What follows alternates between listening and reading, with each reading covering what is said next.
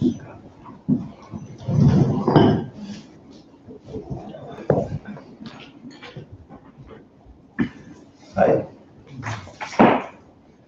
Let's play a game of enlightenment together.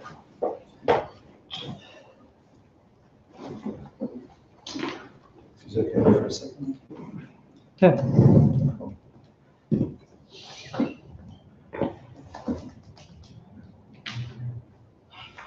Okay, so if you've just landed in this class, it's actually a review class for a course, which is a review course. A 10-week review course, which reviews 5 review classes of a 20-year curriculum. So a 20-year curriculum got condensed into a 6-year, 18 courses or 15 courses. Those 15 courses got reviewed into 3 courses, and this is the second part of the review of the review. So if you're a cook, this is a reduction. Yeah. It really is like the cream of the cream, and my job tonight is to try and connect that to our lives, so it's not just another heady idea. But we'll get into it after the proper motivation. So in this system of trying to play the game of let's get enlightened, you try and generate a motivation for doing this activity with honesty and clarity, and whatever it is, that power that gives us the capacity to wake up and to understand. We call it teaching, and it comes from somewhere. We call them teachers, but really it's our minds doing something. We interpret teachings coming outside of us, and teachers are giving them to us. So in this tradition, we pretend to bribe them with a perfect universe. So our minds actually imagine what perfection would be like, what enlightenment would be like, and that creates an imprint in your mind. So to try and make it as real as possible, we're going to do this Tibetan ritual called the Frame the Mandala, and then going for refuge. Sashi Bukir Jushin Etotram Riraling Shir Indegapadi Sangye Shindu Niteruargi Drokun Namda Shinga Chuparsho Idam Guru Ratnamandalakam Niryatayami Sangye Idam Soki Shoknam Ha Janchu Mardu Dakni Gyasuchi Daki Chinyen Gipe Sonam Ki Drola Benchir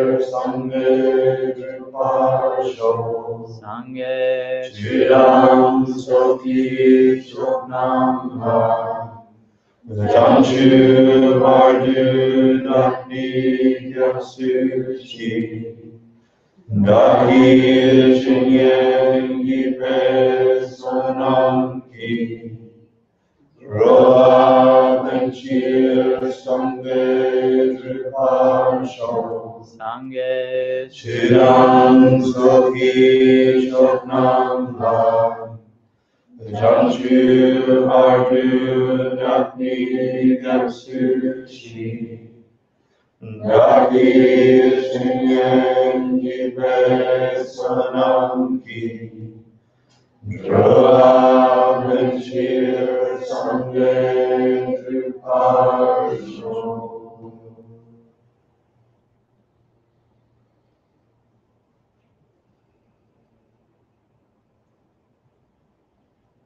So I'm going to ask you to see if you can check your motivation for being in a room together with other people for a couple of hours, investigating the meaning of ultimate, the meaning of all things. What if you could get an answer, just hypothetically, to everything?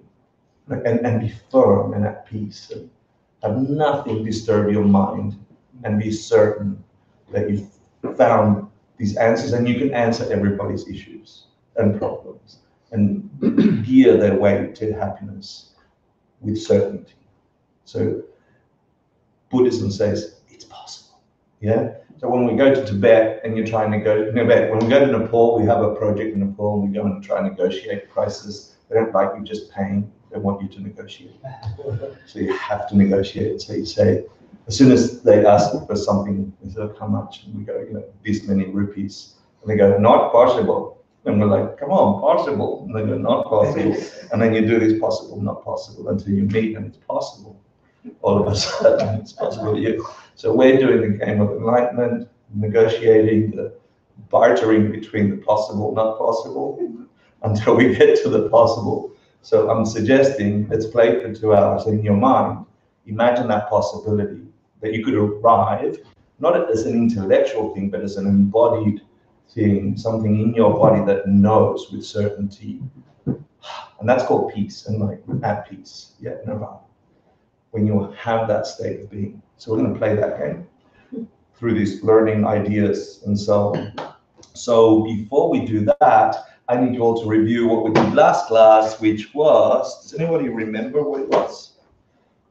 I feel like a school teacher. Does anybody remember what the last class was? The Bodhisattva Charvatara, big words, blah, blah, blah words. But your job in getting to know each other and getting to answer the quiz questions, if you've been in these classes for more than a couple of years and you're leading a group, your job is to be as real as possible. Forget Bodhisattva Charya Avatara. What does it mean? What's it supposed to do? And use these questions and answers as a guide to share with everybody these ideas as you understand them. It's good practice. And then I'm probably going to do a little debate at the front of not just these, but a whole bunch of other things. So pick a team member that knows their stuff, because I want someone to win Buddhism. Okay? Told you it was a game. So Rachel can take a group in this corner, and Sarah can take a group in that corner. And you was welcome, Patrick. We got Stephen in that corner, and I keep picking the same people. You two in this corner. Yeah. And so go to the people you find least attractive and spend the next 15. So that's on purpose, trying to see if you are actually holding the motivation of can I see enlightenment. So if you're in this group, you can hang out in that corner. If you're over there, hang out in that corner. If you're over there, hang out in that corner. Yuki, you can do all the Chinese translation. If you need Chinese translation or Japanese, you can do both at the same time. Thank you. And then we've got this corner here. Okay. Does that help? Rachel, you're looking at it strangely. Yeah, I don't know where doing it right, but I get it. For which? Question 4. Does the perfection of giving depend on its external perfection? Do people have to not want anything anymore for someone to have perfected giving? Must everybody not be poor? Must everybody not be poor for someone to have perfected giving? If I perfected giving, would there be anybody in my world that is poor? Yeah. It's weird, I know. I'm sorry, I'm going to shut down.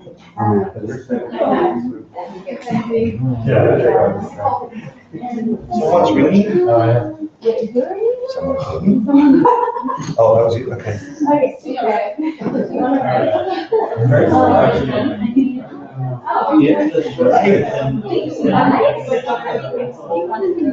think you should focus with those things. What I do is you go and see them somewhere as an offering that only you create a very strong seed in your mind as you let the secret offerings to Buddha. I put this on Paris hand, and hide it behind the thing that nobody knows. Yeah. That would be really cool. I don't need to know. That's good. Once you give it, then perfection's done. Yep. I have to like bring them to the whole like, I don't, I'm a big, but I want to show how big it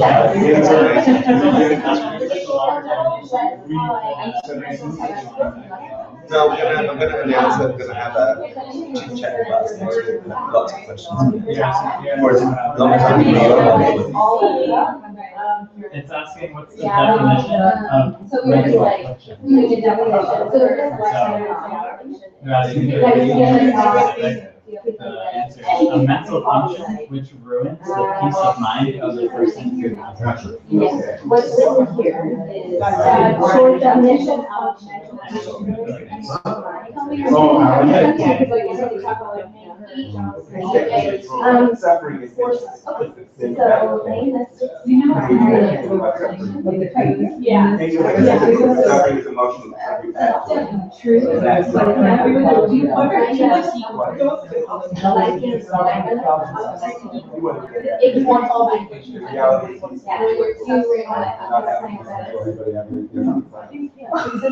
This definition kind of implies that there's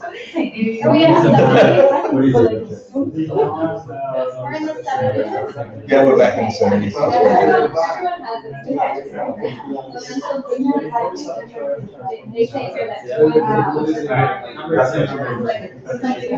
name primary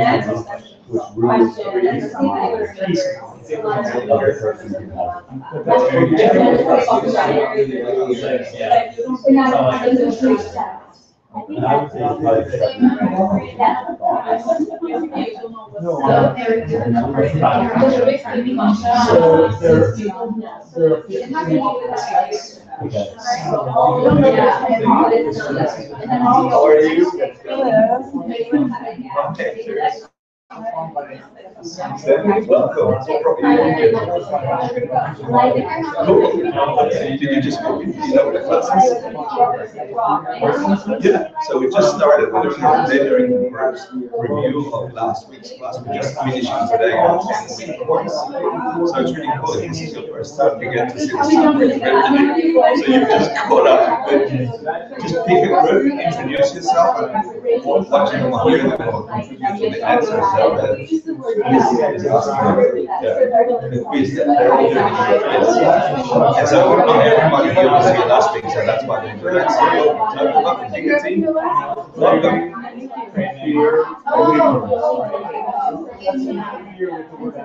This group is that's like the inspiration. No, exactly. Yeah, trust yourself. You walked in, you should. I'll introduce you. Yeah. What was your name again?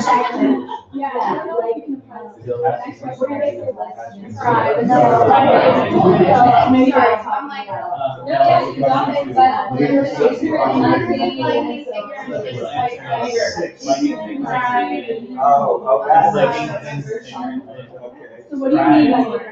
So virtue is like Okay.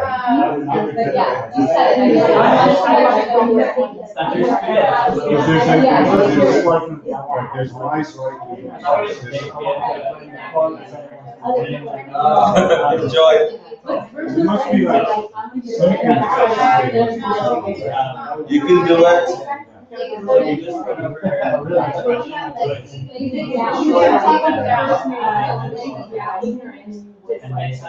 What is lazy doubt? You can. If you have some doubt about, if you have some doubt about something and you can't find out the answer or investigate it and settle on something, and you choose not to do it. Right, that's what I said. Oh, I thought you said something different. I apologize. I take it all back. No, that's not what it is. Right,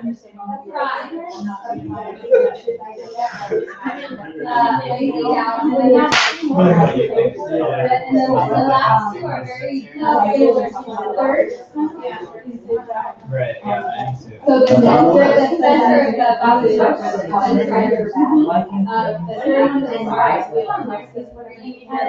One ignorance, one playing games, and fear or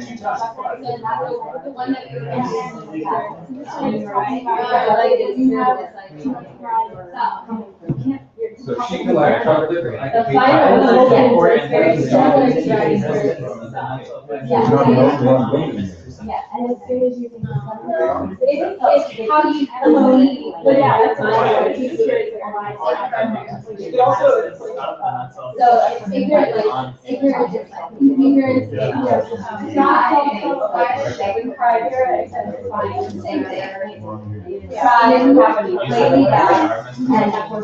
Yeah, to attach it to the self-existent to yourself. You're gonna be allowed to and what do they mean by anybody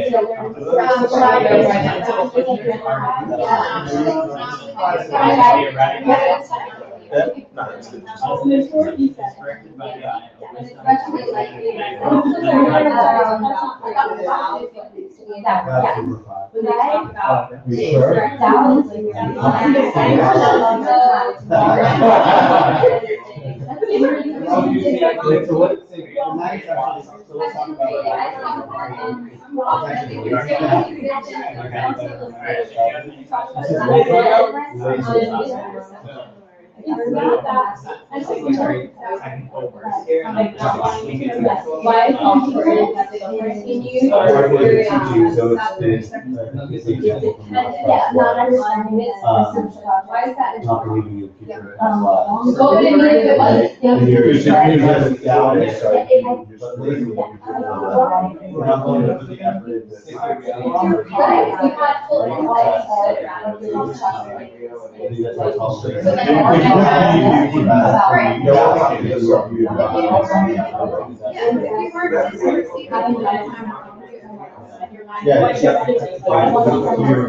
the result of that fiction would just maybe like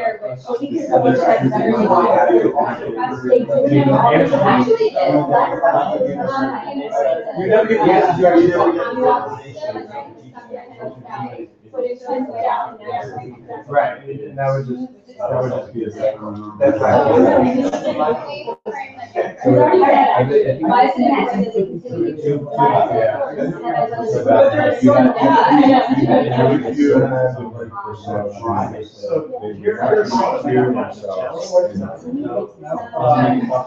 What about?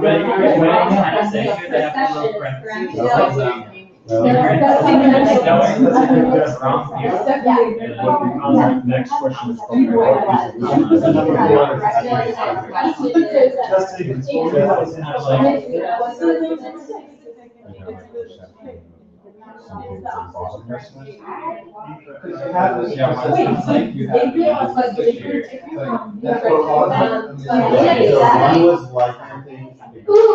We should do was pride. Four was ignorance.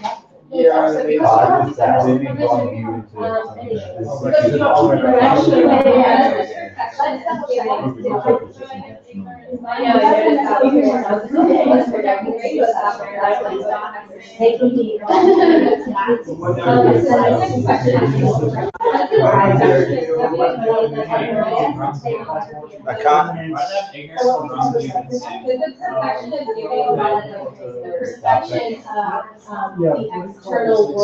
Because one is ignorance itself, and wrong views are the results of having ignorance. So because you have ignorance, the ignorance that perceives things this way and doesn't see them as they are, then all these wrong views appear. Like, I don't believe cause and effect work. I don't believe past work. I don't believe because it comes with ignorance. And the consequent experience of the reason. Yeah. I had the same question when I saw that. I'm like, that sounds like the same, but it's not. One is like misunderstanding truth and then the consequences of that.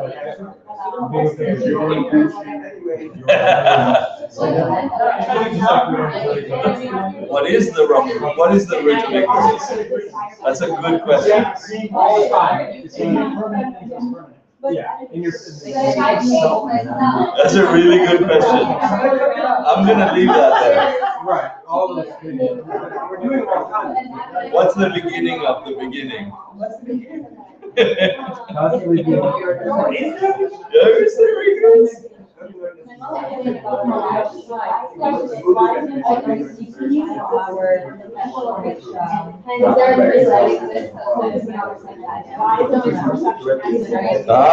Iron and Arjuna would say there is. The proof of other mind streams. Okay.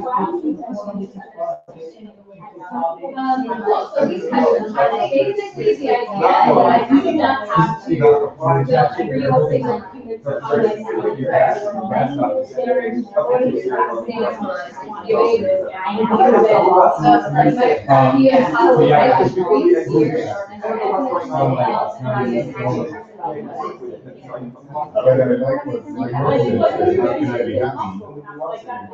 Yeah, it's very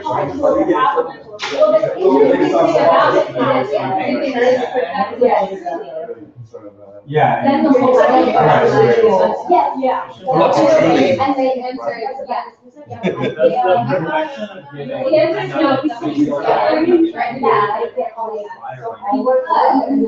no. Here, I was listening to that. We'll talk about that. I was just saying that it's getting your so in a way you have to, in a way it is. In a way it is. Perfection implies, according to the commentary, the perfection of your automatic intent within your capacity. Well, not have humans at human levels, Aryas at Arial level, Buddhism at the levels. Yeah, we already got this. I heard Keshe, I was one of the things, and he said, actually, they're not. And without Yeah, they're called perfectionizers in the teaching because the 6 perfectionizers.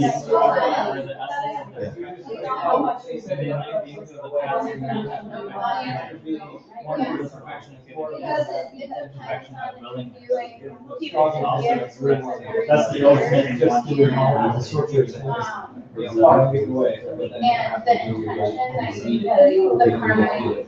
Like, all right, 4. Explain the reasoning behind the ordering of the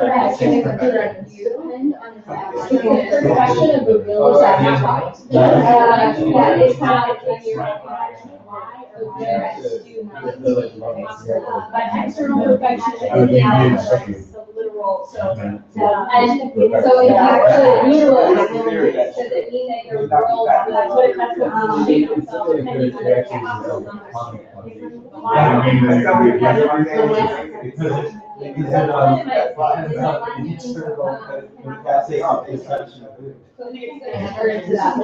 what it says here is, yeah, I can just feel it all over, but like, man,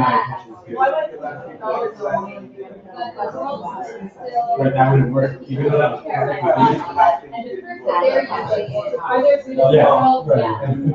Are there people who are specific by property? Yes. But the interesting thing is that your perception of the Buddha and your perception of suffering being for you. Yeah, there is some people who are wired by poverty, but they should also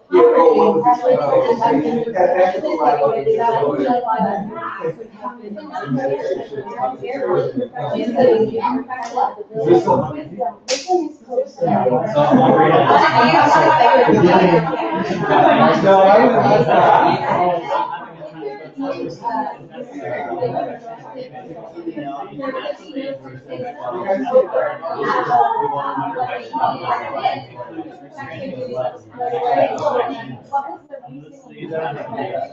want to join that.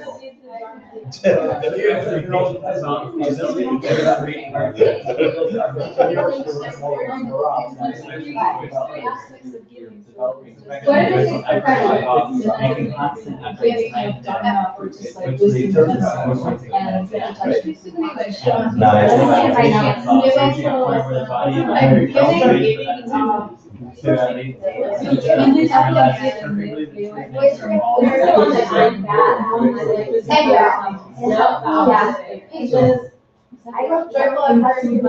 Who's my clothes? Okay,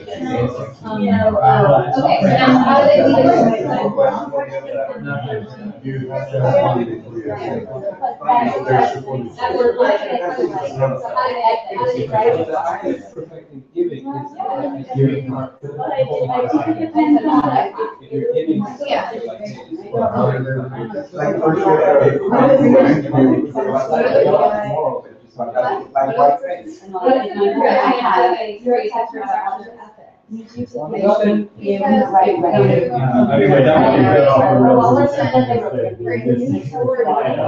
No, but it's like if something's 2 minutes. somebody like. When I first learned about this, I started giving people who weren't asking on the street. People Right, were like, it felt like I gave $100.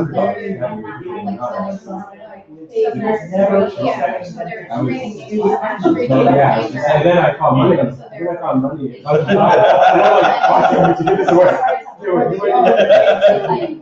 That's like, That's you know, you end up in these classes and the world is just like, really paradise, 6th Avenue, and all this.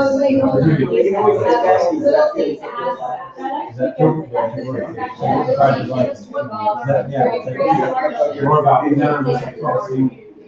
because that's essentially what you're doing. Especially if you want to be protected at that point, how can it be? And then once you see your mind, you can do it. Well, that gets us out of it. And for that, you want to know about that, and that's the present. So that's the first one. How is protected? Right. Well, I'll start with gratitude for that moment because, like, so in that time period, I also think, oh, I have this easier. Also, you know, no one can give it to you. You're like, there's so much things. Like, imagine if you're just one knowing and really serious on I didn't really get it. I didn't even quiet.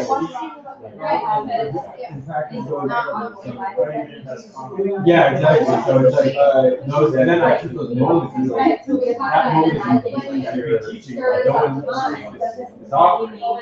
and then having greater gratitude when you're like, oh man, this is for me. So it's part, yeah, it's more than it's like everything is about it. It's like just like right, and then yeah, so it's part of it. 2 minutes.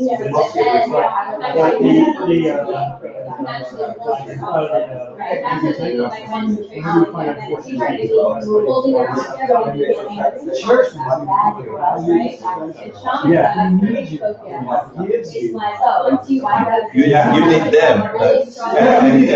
Master Shanti Deva says you go out looking for the angry person to say like rare jewel in the haystack. Yeah, they say angry people are rare. Yeah. Okay, ladies and gentlemen, who won Buddhism? Yeah. Huh? I know.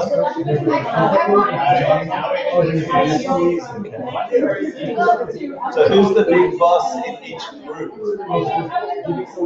Are you basically Publicly.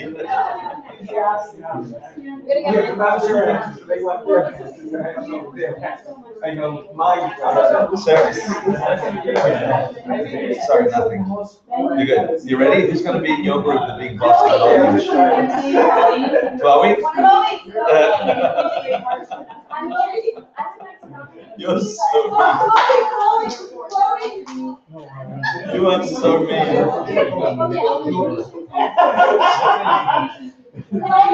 Hi, Chloe.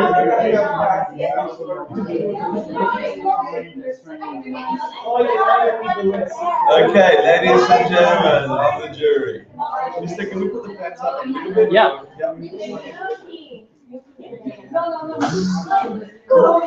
Thank you. Is that the fan? He's, I know, he's Mr. Major Tom to grab control or something. He's control man.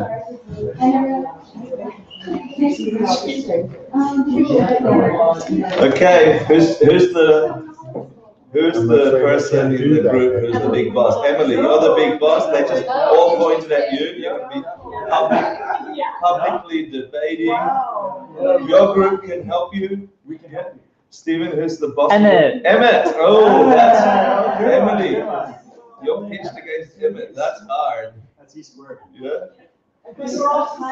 They need to win. So they need someone they can win with. We've just finished this. It's so generosity. Sarah, is it Yuki? She's the one that was pointing the finger to everyone. And she's like, this person, that's awesome, Yuki. But you got to do it in English. Okay? The Chinese answer is good. But someone will translate. Chloe can translate your English to English. And Rachel, who's your group? Who's the big boss? Alana's going to do it. No, don't make Rachel do it. Rachel wants to do it. You're going to help someone who's your team be good. No way. Okay, Emily. Is it Emily? Yeah, she might feel bad. Okay. Not just yet, not just yet. You can.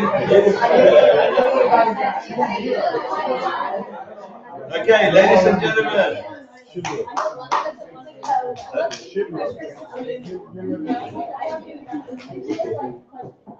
Huh?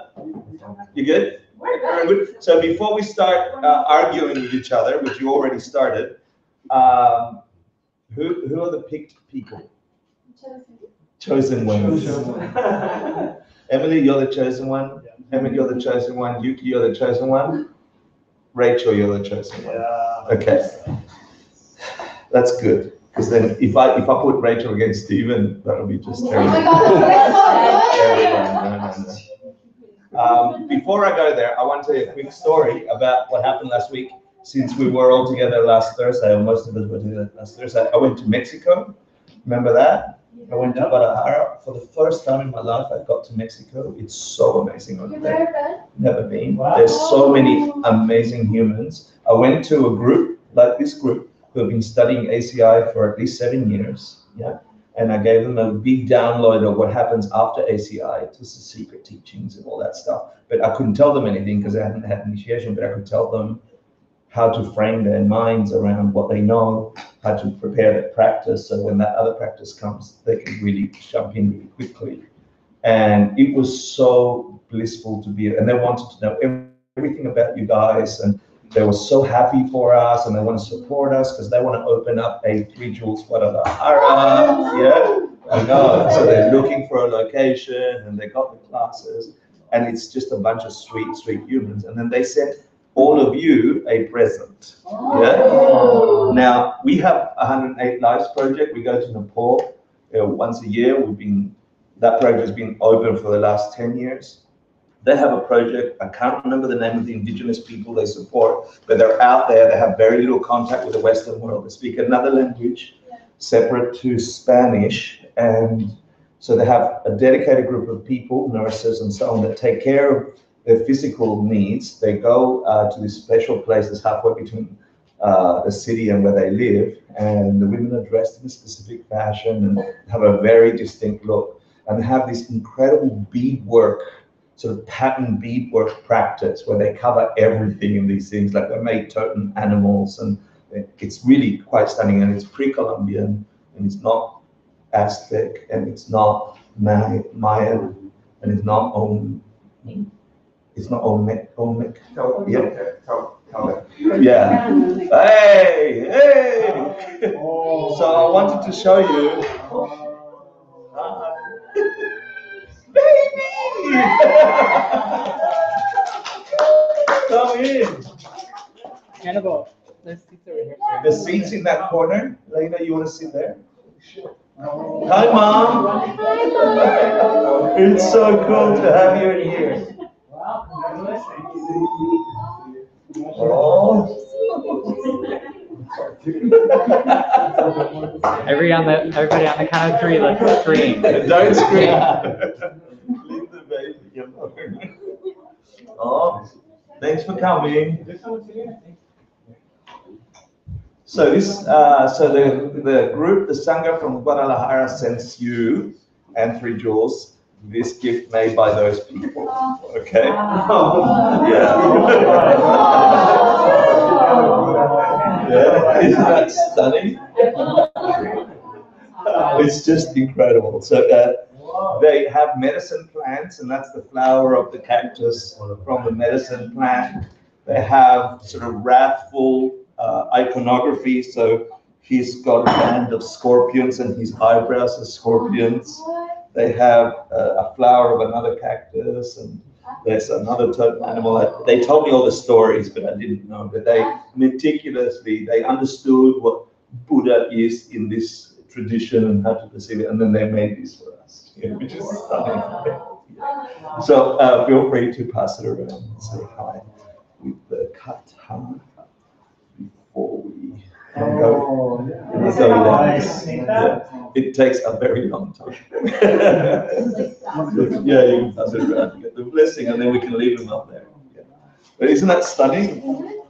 So thank you, Sangha from Guadalajara. Yeah. Yeah. We'll send you everything we know. Yeah. And the debt too. Yeah. So that's stunning. So we're going to play the game of enlightenment together. I want to just frame it. The frame is this. How many different movements can a human body make? Give me a number of how many ways we can contort the human body. Anyone? 84,000. No. That's just how afflicted we are in each one of those. Well, that's actually a good answer. Yeah, it's probably infinite, because 84,000 is a number that means a lot. Yeah, I don't know if there's exactly 84,000 mental afflictions, other than a hell of a lot of mental afflictions. Two ways, yeah, this way and this way. So you can imagine that that's a difficult question, right? What do we do with this tool, this thing that is our body? We could drink with it, we can dance with it, we can cut it, we can punch it, we can sex it, we can do all sorts of things with this flesh, with this meat. And some postures, some mudras, some things to do with this body might help it, and some things will harm it. Yeah. And how many things can we do with our mind? 84,000. 2. Also a lot. One. One. Obsessed. Obsessed. No, that's about right. But, what are the iterations of the finite differences between I'm doing this or I'm doing that mentally, this and that. And they say, 84,000 to give a rough number of the states of affliction.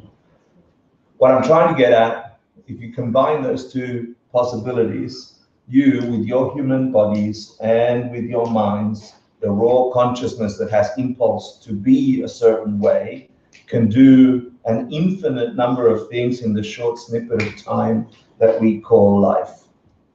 And out of those things, some will harm you, some will keep you in a state of normal, and some can free you. And I can buy that as a person that's just popped into the planet and go, okay, that's reasonable, I can buy that.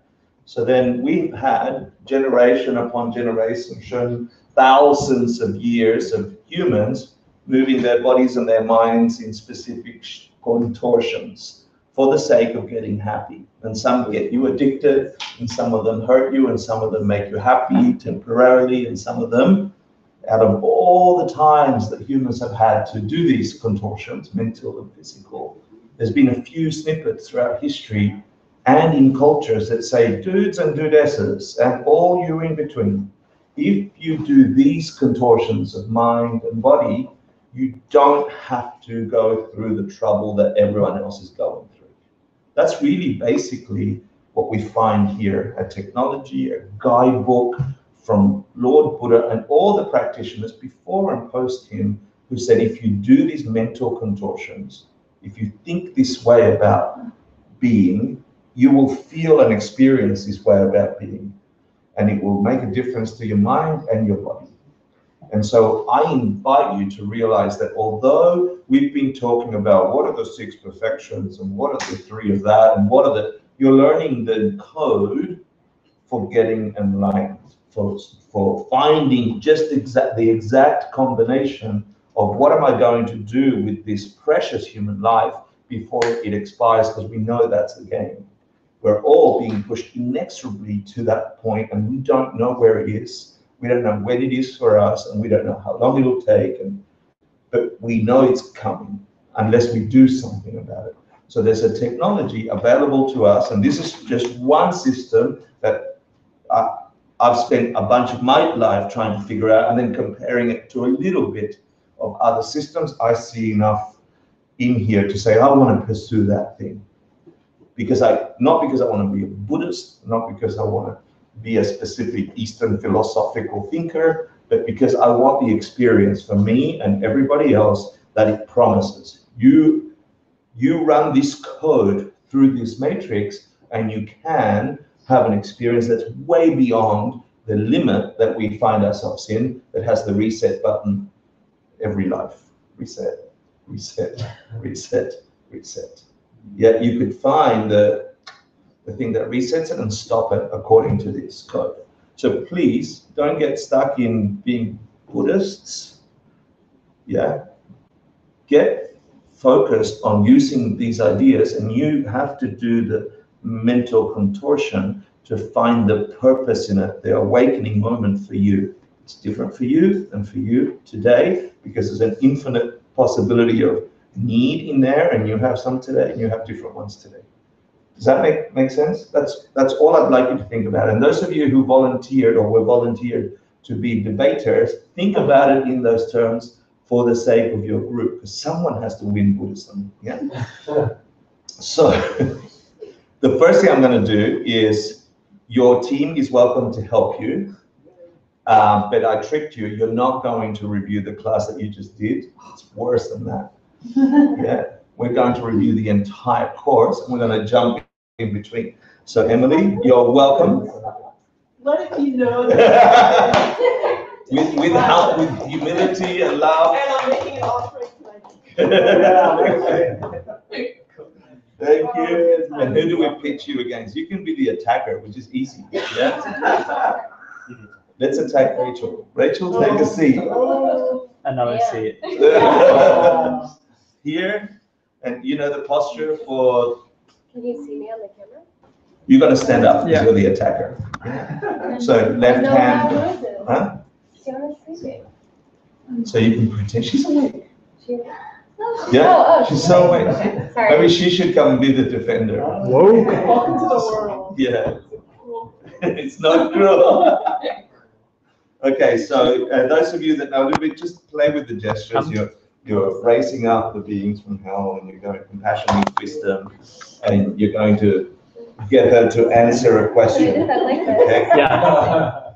So the first course that we covered in this class was the Diamond Cutter Sutra, right? It's an extensive text on the core idea being emptiness. Another word for it is wisdom. Whenever you hear the words, yeah? And the metaphor for wisdom dash emptiness is, so you can say, I bet you can't tell me the metaphor for emptiness. Oh, beautiful.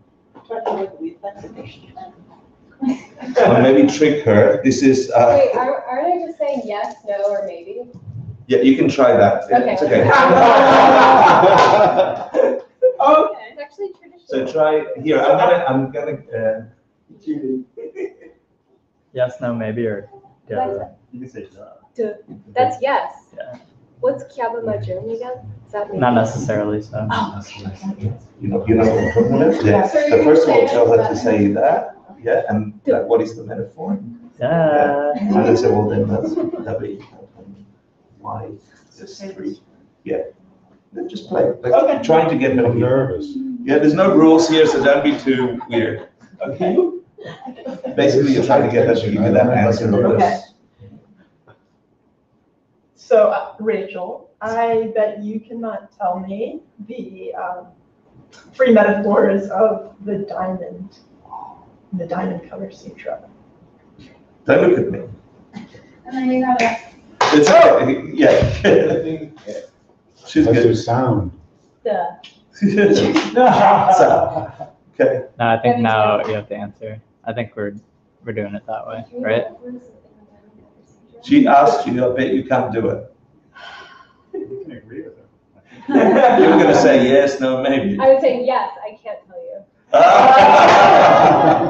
So then you can push her and say, well, the, Yeah. okay, good. Someone help her I with actually don't remember what. Well, actually, I might remember. Okay. It's like you can't defeat Tell them. it because it's so strong.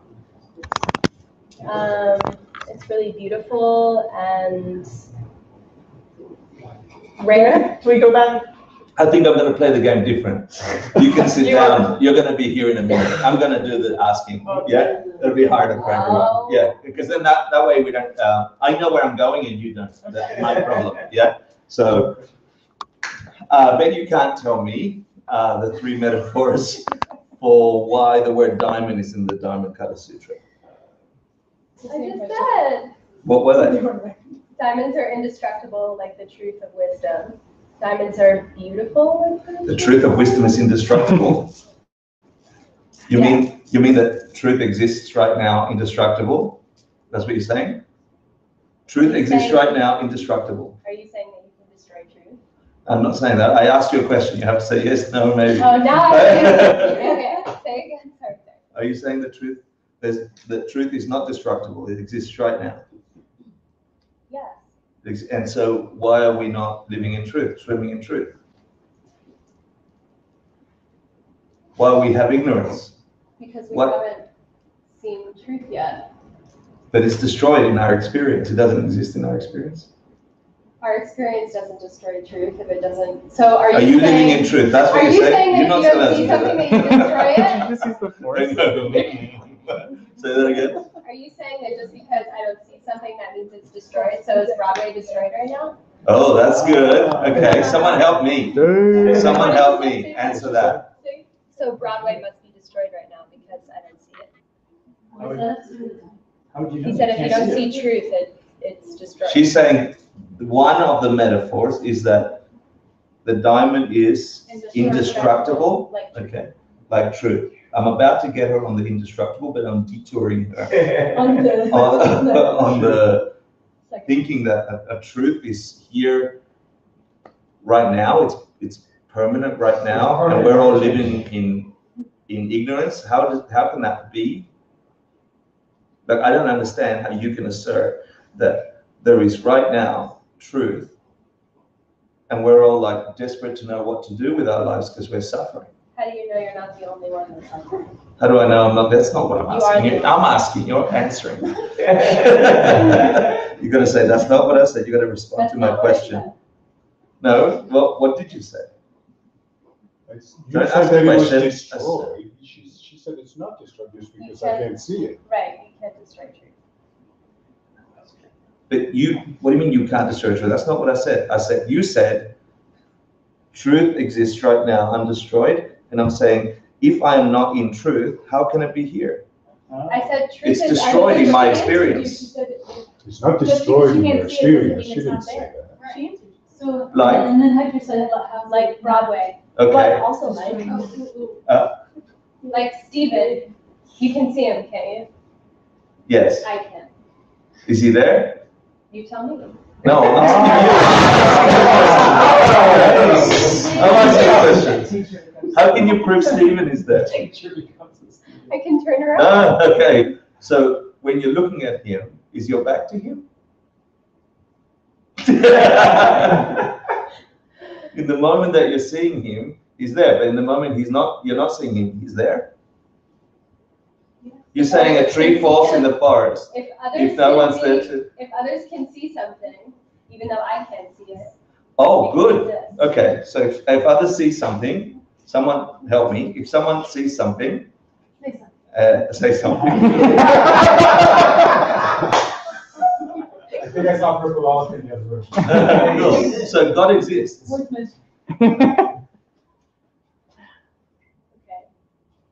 God exists. A self-existent God that's all compassionate, all powerful, and creator of everything exists. Because someone saw him. You said, if someone sees it. A self-existent thing can't be. You said if someone sees it, a self-existent thing, so it exists. Based on what you said, other people see Steve, so therefore I have to believe Steve exists. So I'm saying she didn't say that. she did. She didn't say that she saw. No, she said that if other people see Stephen, Stephen is there. And I said no problem. You say somebody should have Yeah, there- plenty of accounts of a God, a creator God. No, but I'm adding that to her. She didn't say truth Yeah, yeah. exists. She didn't say truth exists. She just said that it's a metaphor. No, she said that it essentially is indestructible. Yeah. In relationship to Stephen's assertion that he exists, when I asked you, he's there even though I'm not looking at him, and I asked you why, you said, I said you can see him, can't you? I said because others can see him. Yeah? And then if that follows, But she said just because I. no, if that follows, I'm trying to break that logic, if that follows, then whatever everybody else sees must exist. Sure, for them. So God exists. A self-existent God that creates everything exists. Just because someone perceives something doesn't mean it's self-existent. So I perceive Steve. Well, I think what you want to say is just because somebody sees something doesn't mean it's true. Thank you. But you have to talk of valid cognition, valid perception. You can't just talk about. Right, that's what I was thinking. Yeah. So you say the things that are not seen are true? No, your turn. I'm directing the thing. Don't keep trying. Yeah, you either stay in your position, which is do you accept the position you took on Stephen, or you reject it and we go back to that? Which is that he can exist even when I don't see him. Mhm. Yes, I see. He can exist even if you don't see him, and that was in relation to. You saying truth can exist if I don't see it. I'm saying truth cannot exist. Oh, me saying the truth exists. You say truth exists even though everyone's in ignorance. You're following so far? Yeah. Yeah. Do you have a position on it? Well, I'm following that, but how does it relate back to it being indestructible? See, Well, it's in the moment that you're seeing something that doesn't exist, it's destroyed. It doesn't exist. Maybe it's because the other metaphor of diamond being Snippets. Yeah. here. Oh, one thing at a time. Wait. He tricked her argument. He inverted her argument. So Because what you were saying is you it's said- indestructible, right? And then he started playing with if you see it as true. You didn't even want to go there. He tricked you right down that lane. Yeah, but he still didn't disprove my assertion, Right, which which is is- that I'm not looking at Broadway, so does that mean Broadway is destroyed? You're not asking the questions. No, I'm trying to get you to answer that question. So what are the metaphors? And one of your answers for the metaphors is that it's, what do you call it? Indestructible. Right. Yeah? Yeah. The world that, And then I went playing on indestructible to see where you sit on it. And is that one of the metaphors? the truth is, but emptiness isn't. Yeah. Is it? Yeah, 'cause Is a emptiness- diamond indestructible? No. No. Is that one of the metaphors? It's destructible. It's close to the one. stone gets things there is. Metaphors don't always accurately But represent. what another thing, that I'm still trying to get you to get to the three metaphors, right? And I've gone through a little detour and we've just got played around. But emptiness is unchanging. Yeah, exactly. And, Isn't it that? and our perceptions are changing, so so if you're equating emptiness with truth, then emptiness is destructible. It's us that's messed up. She said emptiness is destructible. This was It's unchanging. It's unchanging. Okay. So if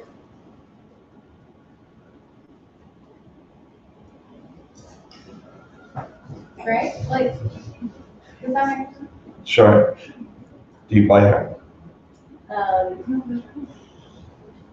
Do you know There the was three? no assertion there. I know. Do you know the three metaphors? I cannot tell a lie. I can. Someone help her with I the can first guess. Strong, metaphor. I think you know Strong, it. rare, beautiful. It's Hardest is closest to ultimate. yeah. Hardest is closest to ultimate. So it's a hardest substance. Okay. It's not indestructible. It is Closest. closest to ultimate, and that's correct. Yeah, it's an unchanging thing. That part. So that's one out of the two. Someone help her with the second. What's the second? Crystal She clear. said beautiful. Every part of it is the same as every other part of it. If you were to. But isn't it the same, isn't that the case for any substance? No, Water? no. That's what makes it So so water, hard. water is like Water is- carbon and angles are perfect. It's the purest thing. Say that again. Isn't that it cuts through illusion? It's not an element, it's a collection of It is, parts. right? It's so hard it cuts through ignorance. So I just That's said, true. That's the first one we're I was talking just about. trying to clear up the atomically part. But you got the word clear right. So the analogy is if you have Thank you. a piece of diamond that's a half an inch thick or 10 feet thick, you can still see crystal. So that's another one. That's about it being. There's six. That's about being clear. Yeah, clear.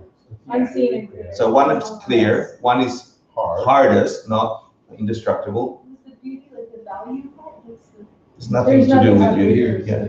no, when I meant to connect to what she said, were you trying to get at and stuff? No, I wanted to play and it wasn't working, so I just wanted to get the three answers. Yeah. So we can move on to the next out of the 30 questions. Yeah. We don't know what the three are. I know. And we should know what the three are. Yeah, we only know two. So what are the two we know? Clear. Hardest. Hardest, Hardness, which is a metaphor Clear. for Unchanging. For emptiness. nothing harder, nothing, it's unchanging. Right. Yeah, it's the closest to. isn't it that it cuts? That's the first one that. That is the same. No, that only a diamond can cut another diamond, proving its hardness. Yeah. So that's hardness. Not a metaphor for cutting. Yeah. It's, No. That's magicious, so. It's no, we'll talk about that later. the clear. So we got hardness. Yeah. Yeah. We don't have beauty. We have hardness. We have Clarity. clarity, which means It's all around the correct view. It doesn't distort. not correct view. It's all around what's the freedom. Oh, it surrounds you, right? The truth is everywhere. It's all- Right, which is what she was trying to assert was correct at the beginning. Right, which is what you said. Everything that is a changing thing has its own emptiness, right? So this has its own emptiness. It's simultaneously here. Just because I said you can't see it doesn't mean it doesn't exist. That's correct. Yeah, just because you don't see Stephen doesn't mean he's not there. You were correct. That's the Yeah. clarity. But that's the clarity, right? Stephen can still not be fully there. Actually, is that the clarity? Doesn't work for me either. That's more like the pervasiveness. And what's the pervasiveness? What's the metaphor of the pervasiveness? Everything is 100% empty in the same way. Um, Which part is that? That's every part. of it. That's the part of it. That's the part one. So what's the third one? There's three metaphors. Come on. It has to do with the wall. Hardness Effectiveness, is it? Clarity. effectiveness? And consistency. and consistency. Like, Uniformity? Come on. We studied this. This is. Every particle, Say that again. every particle, like every instance, 100% the same. Yeah. Is it That's what you said. consistent? Consistency. Okay, thank you. We'll try again. Another one. Thank you, Rachel. Let's go next one. Is it there? Yeah. Your turn. I'm just going to throw you in there. Why is the word cutter in it? Why is the word cutter? Because you were into the cutting part. Why is the sutra that talks about a diamond with metaphors on emptiness, which means there is a way that everything exists and we cannot see it. If we did see it, we would not be suffering, right? That's the whole point of the idea of emptiness. We are missing the point. We don't see reality, and we see something, we miss-see reality. And because of that, we go through cycles of reboot, reboot, reboot. What goes up must come down, what starts, ends. Yeah, we have ignorance in every action has that cycle. So the diamond is pointing to everything in our existence has this way it exists, that it's in alignment with reality, it's ultimate reality. And if we worked in relation to it that way, we could have an experience without the reset, being nirvana, being perfection, and so on. Why is the word cutter in the diamond cutter sutra? Because it cuts through our wrong view. Correct. Cuts through ignorance. But what does that mean for your day and my day, every day? What does that mean? Experience direct experience emptiness. Yeah. That's how you would have a personal experience of that. Understanding how everything's existing. Right. Seeing it, by seeing through it, by seeing where it's coming from. And that would do what to your life? Transform it. Be able to control everything and like actually be aware and change. Right. And so what would it do to samsara? You have to actually stop It would stop it. It would cut it. It would break the cycle. because you know where it's coming from. Correct. Because you don't have that feeling. Correct. Summary wise, is that up there? No. No, there. There is a question on what is the object we deny? What does it mean? That which we Self-existent. Emmett, your turn. The thing that cannot exist. cannot exist. The thing that was never there because it couldn't have existed in the first place. So why is it important to actually identify that thing? A thing that is never there, could never exist, has never existed, correct? I think. He's on my team. Sorry, the debating thing isn't working, but I'm now trying to change so we can go quickly through it. Yeah, thanks for screwing it up. Yeah. Actually, she didn't. Just kidding. I know, I screwed it up. She's stubborn. Absence of, emptiness is the absence of that thing. Oh. On you. Did you all hear that? No. It's important to have that to be able to see the precision that your mind is that. So understanding the gacha, which Emmett described as Thing that does not exist because it couldn't. the impossible thing. Let's call it the impossible thing. Something that just could never exist, and a thing that is impossible. Yeah, we call that a gacha, or you called it a pink elephant in the other room, right? Yeah. It's true, he did say purple. Purple? You said purple? Yeah. You always say pink elephant. I always say pink elephant. I have purple. That offensive nothing. So, and then Emily said, That the absence of that thing that we think exists from its own side is emptiness. nice. The absence of a thing that is impossible. So Yeah. you can only define emptiness in some ways by the absence of Of what we think. what isn't What is there. there? So there's a difference between this is important to know. To get to that truth where your mind can engage with reality as is, and if it does, you can then code that matrix with a real keyboard, if you like, rather than the fake keyboard, which is producing a broken reality, a reality that has suffering in it, that has ups and downs, that has confusion, etc. If you found the right keyboard, right, which is the one that is the absence of the thing that couldn't exist, yeah, it's the absence of the keyboard we're using. Is it Does still that make sense? quirky? Is it still quirky? No, I don't think anyone types in quirk anymore. Quirky. QWERTY. No, It's a type of keyboard. Oh, I see. Sorry. was kidding. I was trying to kid. Like 2%. So let's. I know, I heard I got it. Why is it important to actually identify an impossible thing? It sounds like such a stupid thing for philosophers to do. So someone who's trying to figure out the world is looking for something that isn't there. What a waste of time. You have to know what you don't know. No, it's No, you have to know where where the misperception is. Does someone agree with that? I'm not sure if that's true. No, Say it again. that you there's- say again. So you have to know what, like, not where's the wrong word, but so you have to know how you're doing it wrong, so you can correct. Is that a In fair order answer? to what? Yeah. In order to what? Sorry. In order to see it right. In order to see She said emptiness. emptiness, which is supposed to be the answer. You guys said diamond cutter cuts ignorance, which cuts the suffering in our world, right? Cuts samsara. That's, you guys said that. Right. Yeah, that's why the word cutter. Yeah, the word diamond is because it's saying if you guys understand ultimate reality, which we haven't defined yet, but she did. Yeah, this sutra, this piece of work, these words from the Buddha and all the commentaries on it are saying to us, you can contort your mind in this particular fashion, very specific, and if you get there, you will be able to have the keyboard of real reality, the ultimate way things exist, not the way things are pretending to exist, not the delusion or illusion keyboard. And the message from this text is diamond cutter. Diamond meaning understand emptiness, and cutter meaning when you do, you will cut the problems of your life and you will be in nirvana, you'll be free from suffering. And then the next question is, well, what is emptiness empty of? And she described it as the absence of the impossible thing that could never exist anyway.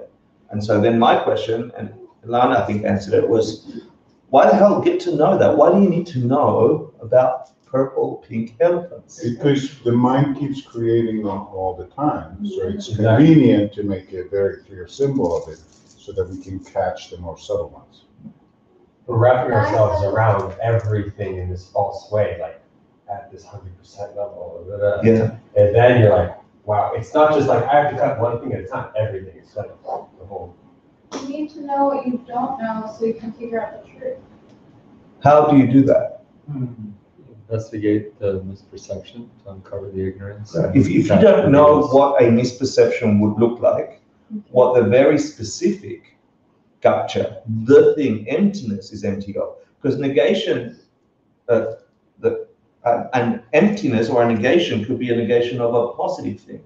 Yeah, that if I burn this, if I got rid of this, then this table is empty of having the folder on, right? But a folder exists. And you can see how I can put a folder on the table, right? But I say to you, can I please remove from this table the pink elephant, purple elephant, right? The miniature purple elephant that's on this table, let's remove it, right? You'd have to know what a purple elephant might look like in order to identify it enough to say, there is that thing that I need to remove, there's that purple elephant, right? And when you look for the impossible thing, the thing that isn't there, wasn't there, what else did you say? Could never be there, etc. When you wrap around your mind what this gotcha, what this impossible thing might be like if it were a thing, what a purple elephant might be like, if you have some way of identifying, then you'll know when your mind is doing it. And when you remove that, you will be left, according to this, empty. You'd come up empty when you go looking for the pink, purple elephant on this table. When you go looking for make this table empty of coconut water. Is the table empty of coconut water? Yeah. Make it empty of the glasses. Is the table empty of the glasses? Are you sure? Yeah. Are you 100% sure? Mm-hmm. Pretty much, right? Make it empty of the purple elephant. You come up like it's terrible. It's not. There's not. That's not there. Isn't there? Could never be there. But if you knew what it was, which you do, because we said purple elephant, you have a picture of an elephant and it's purple, and there's no such thing, and there isn't one that would fit on this table. But your mind has a picture of it, and that's why you can say, it is never there, it was never there. Does that help you? So identifying what the impossible thing would be like lets us go, there it is.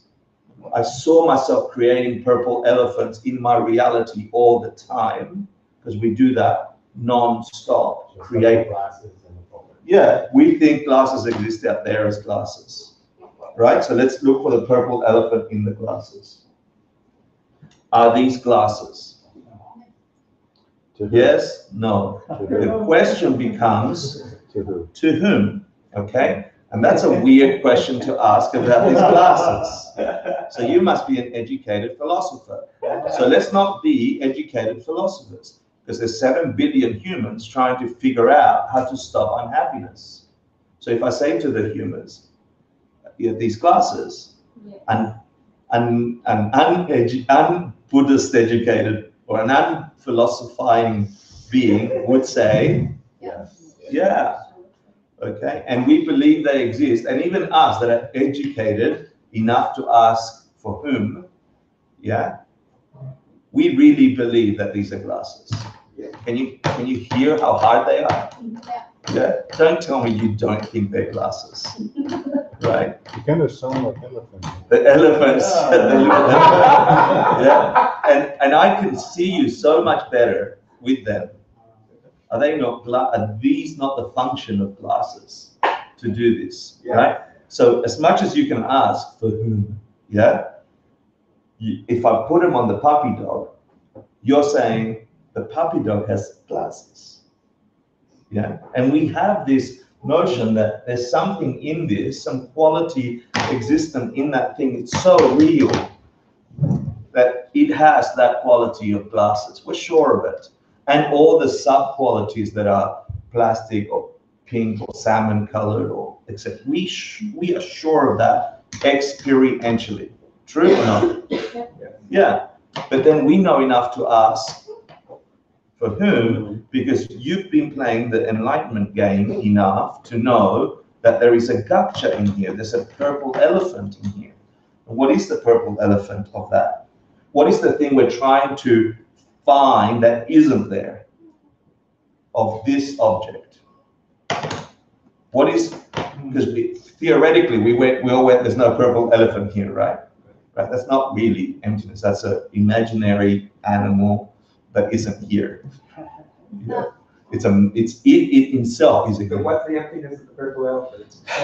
Don't go there. We're trying to go through this. I know. It's the same answer. We want to let go of these glasses as glasses on its own sake. We're projecting glasses as glasses. It's not glasses itself as glasses. Meaning, so that means there is nothing here that denotes glasses, right? No, there is something that denotes glasses to us. We're projecting. Good, to us. So if you remove the to us part, right, is there anything here that would qualify as glasses if you remove the to us or to whom? No, no. Maybe you mean must qualify as glasses? Must qualify as glasses. What did I say? Can. Oh, was it true? Must qualify as glasses. Is there anything in here that must qualify as glasses? No. No. Prove it. And if you know this, I know it's a heady blah blah, we do it all the time. If you get this, everything else in this philosophy points to why this will save your life. Because if you gave them to Sion, she's gonna put them in her mouth. She doesn't know that they would help her see. Like, But I can put them in my mouth and I think they're glasses. But they did save my life if I'm lost and they're in my bag and I need to start a fire and I figure out how to start a fire, then that's all they are. They're fire starters. They're fire starters, they're not necessarily glasses. So even within the human realm, yeah, we can use the function of this thing in different ways, but don't we think these things are glasses that we're using as fire starters? Right. Yeah, but really, we are. No, but it depends on it depends on where you are, how lost. But if they- You could go where, if that's they all they break- are, that's all they Are these glasses? Definitely. Are these glasses? Yes. Yeah? Why is that different? What's their ultimate Because of an nature? old And now I'm gonna impression. go, Because of my mind. what's their ultimate nature? What do we say the essence of this object is? Empty. What's the essence of this object? Empty. So why are they the same? Because the empty is the same, but not the other side.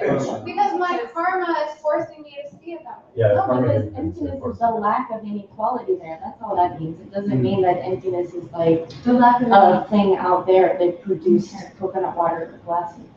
So, plus, the emptiness of the blue container, wherever that might be, is different than the emptiness of that strange orangey color. But it's not. They're different. No, it's not. The emptiness of the. The emptiness The is emptiness of different each than- object is different. So if I destroy the glasses, Debate with him. if I destroy what you call glasses, does the emptiness of the glasses still exist?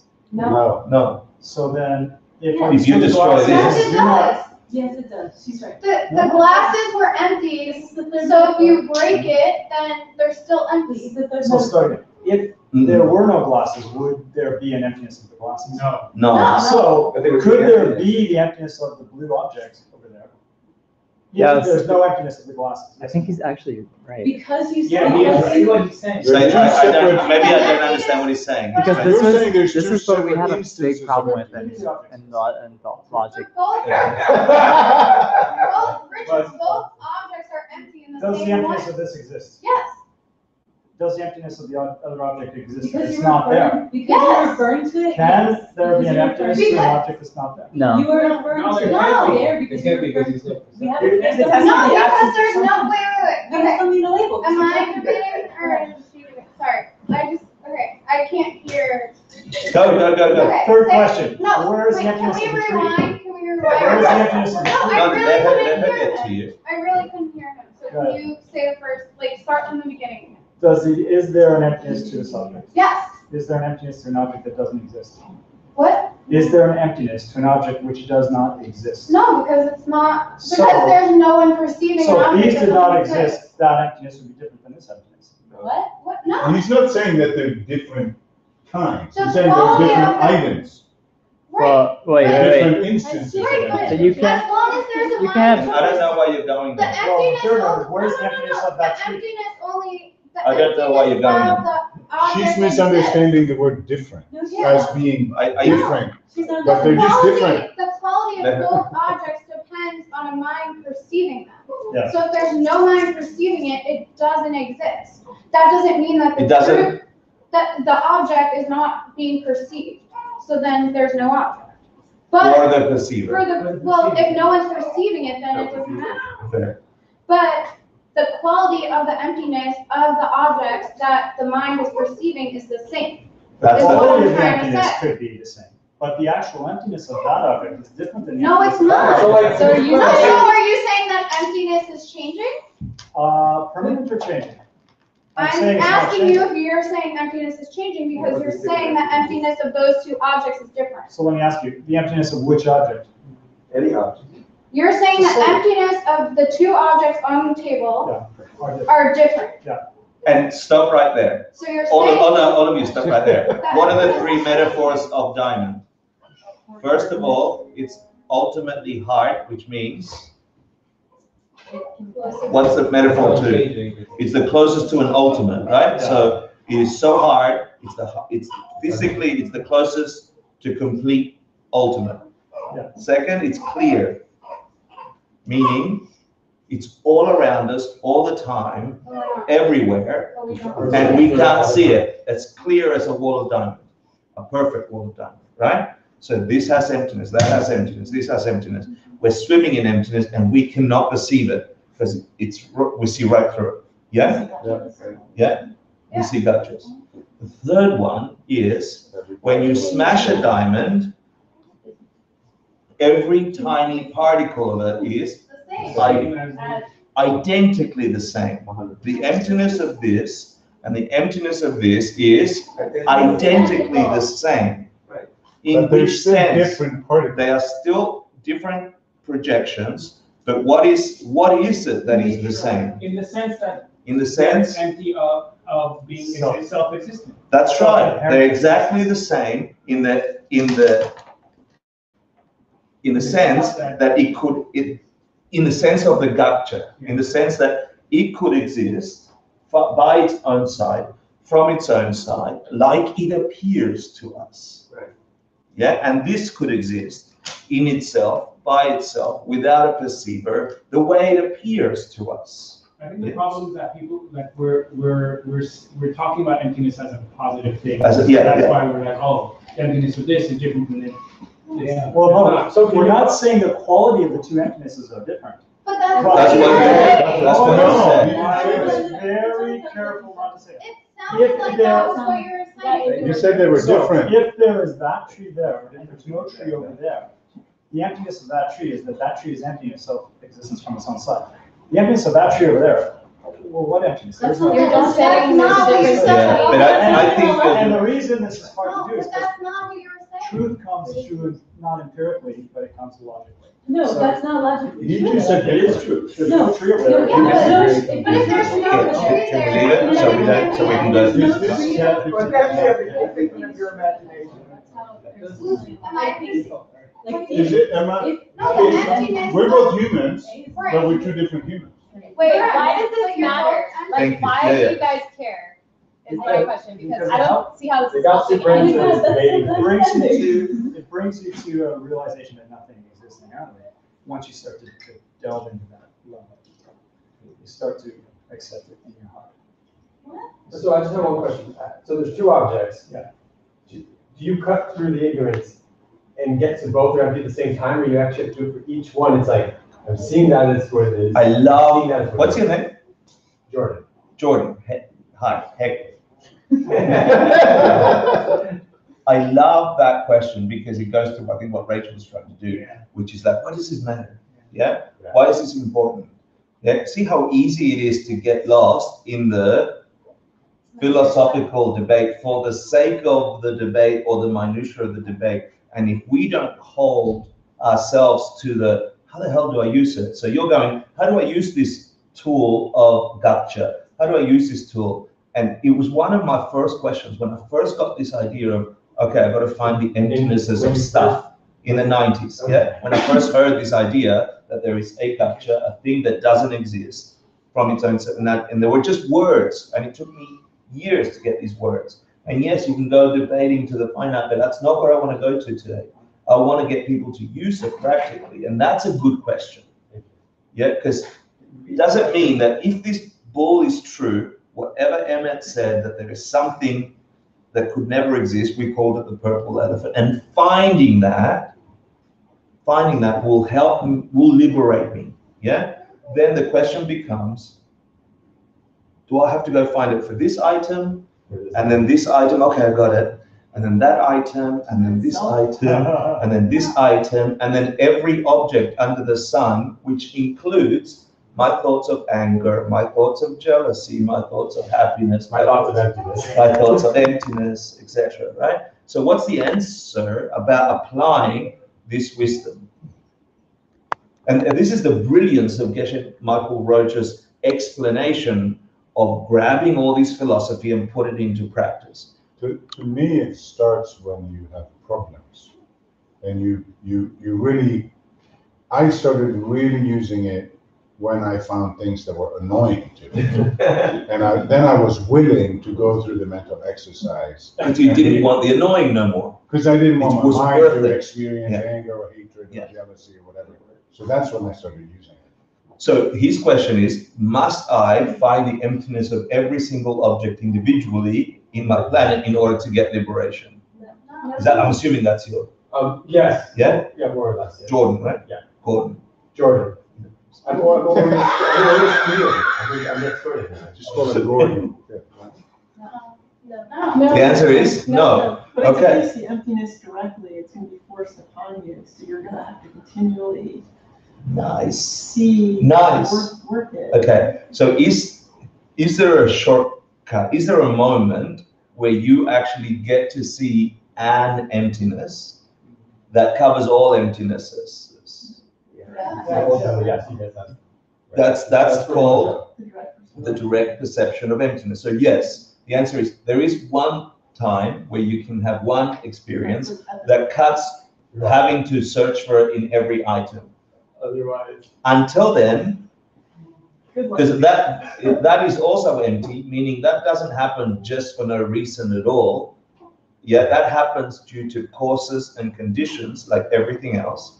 The realization of diamond, the realization of wisdom, the truth that you actually get embodied to say there is a reality here aligned to the reality I'm experiencing of glasses or whatever.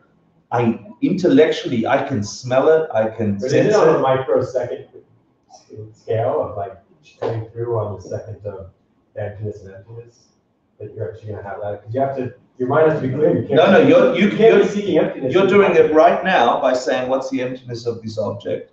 And it is the fact that there is no glasses belonging to this object separate to my mind perceiving it.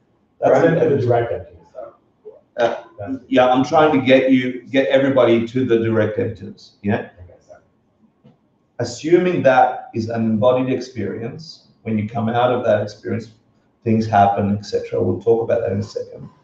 But assuming that, you asked, do I have to see everything? Do I have to analyze every single minute, every single object in order to have the ticket out of here, the golden ticket? Yeah. And the answer is no. You can have one experience called the direct perception of emptiness. Yeah. One thing. And with that, because you have it as a visceral, it's a profound shift in your mental experience, meaning you cannot undo what you just saw. You actually saw that there were two before you understood intellectually that there were two realities simultaneous, the one that couldn't exist and the one that does exist. And all we're forced to do is see the one that couldn't exist. And we believe that to be true. Yeah, we are living in the gotcha non-stop and believing it to be true. That's the illusion. And we can sit in these classes and we've said, okay, I can understand that the world I am living in is just an illusion that hurts, that really hurts. An illusion that's called living and dying, an illusion that is real, yeah? An illusion that is the only thing I have. But intellectually, within that illusion, within that dream, I understand that there is something else behind it. And that something else, if accessed, will dissolve that, and I'll be able to see things as they are ultimately in their nature, the way things really are. I'll get that keyboard, yeah? And you're asking, do I have to go and look at this part of the reality, this part of the reality in order to get there? That's the practice. And that's the practice. There will be a moment where your mind will have a perception of the thing that lies behind the illusion. That's called the direct perception of emptiness. Yeah, that's the golden ticket for Buddhists, seeking that one experience. You have to develop a whole bunch of abilities in order to get there. Right. You need to meditate. You need to serve a teacher. You need to find a teacher. You need to drench yourself in the understanding that we're trying to do right now. Yeah, you need to pacify your mind's craziness. How do we do that? How do we build the courses for that experience? Because that experience doesn't happen for no reason at all. It happens like everything else, caused. Yeah? And the practice is the Eightfold Path. When the boss yells at us or when something difficult happens, to remember in that moment. Right. Anything. So really. Patrick said it, right? He's like, I began applying this idea that this might be empty when I get upset or when there's an affliction or something, and I'm going to remember that if I react negatively to negativity, I'm just creating more causes for the illusion and more negativity to come up, because I'm acting ignorantly to the world that says you got hurt, not because those things out there hurt you, although it appears that way. You got hurt because something in your mind is forcing on an otherwise empty screen, emptiness, hurt. And if I can stop myself in that second, that is like forced wisdom. That's fighting the purple elephant. And in that practice, You do it next time you get angry, next time you get angry. I think there are two parts to that, because I can understand where it's easier to understand the cause and effect of stopping the action, the not punching back, whatever. But to really believe that that terrible thing that just happened to me or whatever is, I caused that, that seems further away and more difficult. So, yeah. True. True. There's like two parts. One is like, I'm seeing this wrong. And I can recognize that I'm not seeing things clearly.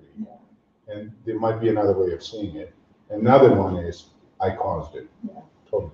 Cool. So what do you do with both those? Another one is? Then the deeper level is, I don't beat myself up because I caused it. That's the freedom. And the next level is? That's ancient karma. That's ancient karma. I can use it. Yeah. Okay. You can it's have a gift, right? You can use infinite things, but it's the practice of going through that and so many other things that you could do in that moment, or before that moment, or after that moment, to grab it as a wisdom that pierces misperception. And that becomes an imprint in your mind. You stopping yourself being angry is part of applying the wisdom that understands why anger begets anger. And I will stop being angry because things are empty. That practical application is actually the cause for you having a visceral experience of that in a state of meditation. Another part of the practice, the part I caused it, is impossible, I'd say, to see if you're in the middle of the affliction. You wouldn't be afflicted if you perceived it clearly. It's possible after the affliction, in meditation, and before the thing, before the experience in meditation.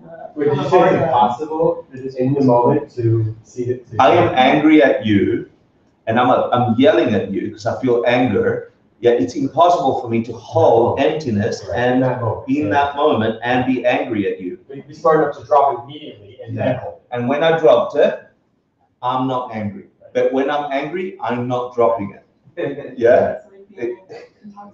Yeah, it's like you're drunk on it. Yeah. So the point here is, if we want to have that visceral experience of really internalizing this idea of things don't have a nature, there is a misperception that causes my suffering, then you can do a practice. And the practice is, whenever bad things happen to me, bottom line, try not to do it back, because that will just create more of the same. Second, see why it is that it functions that way. Remember all the study on emptiness, cause and effect. Yeah. Remember the thing that could never exist, which is having a nature of pissing you off, having a nature of making you sad, having a nature, etc.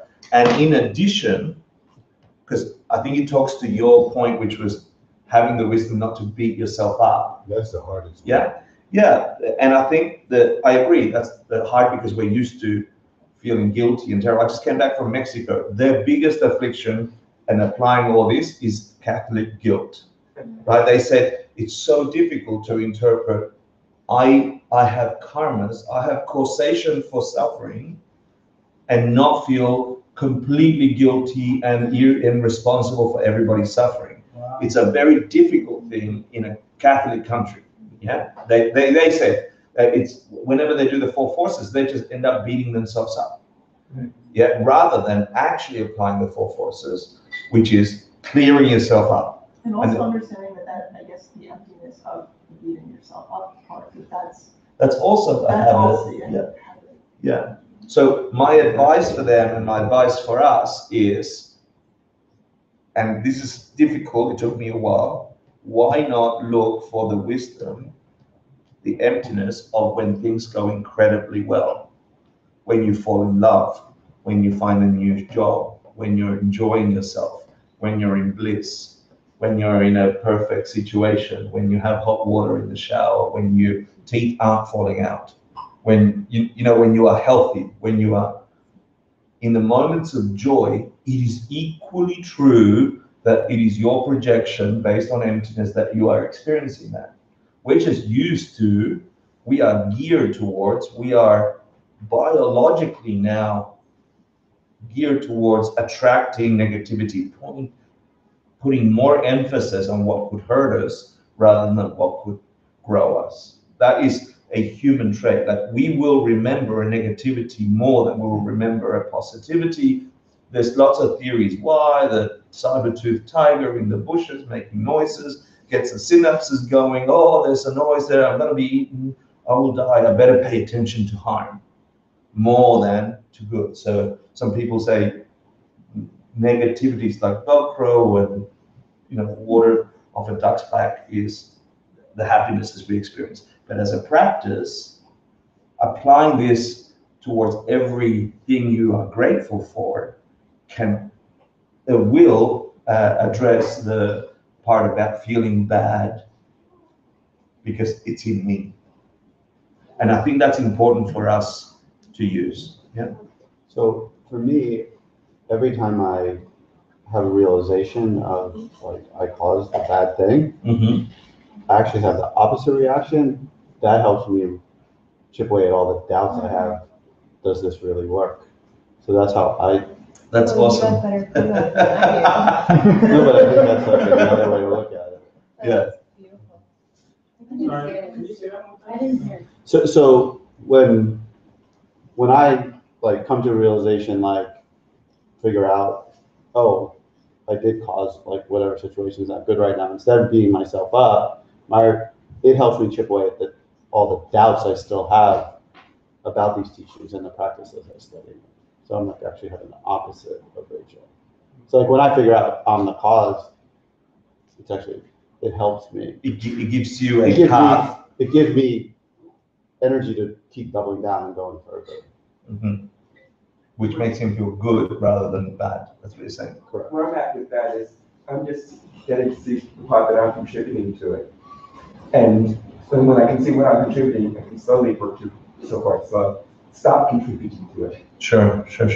Oh, it's a positive. Increase my positive. And I think that's a really good point. Yeah, because there are things that we don't have the capacity to understand. How did I create the war in Iraq? How does that come to me? Because the words themselves imply, Jackie, you're so terrible, you created the war in Iraq. And then we can go down that path. But I think what you said was perfect. To our capacity of understanding to what degree I understand that I'm contributing to it, I think that's a good way to enter into that path. And if you can go all in, if you've been meditating well on the emptiness of things, the emptinesses of situations, the emptinesses of my sadness, the emptinesses of self-doubt, the emptinesses of happinesses, etc. If you've been able to meditate on those and go, hold on, where did this happiness come from? Where did this unhappiness come from? Where did the hurt come from?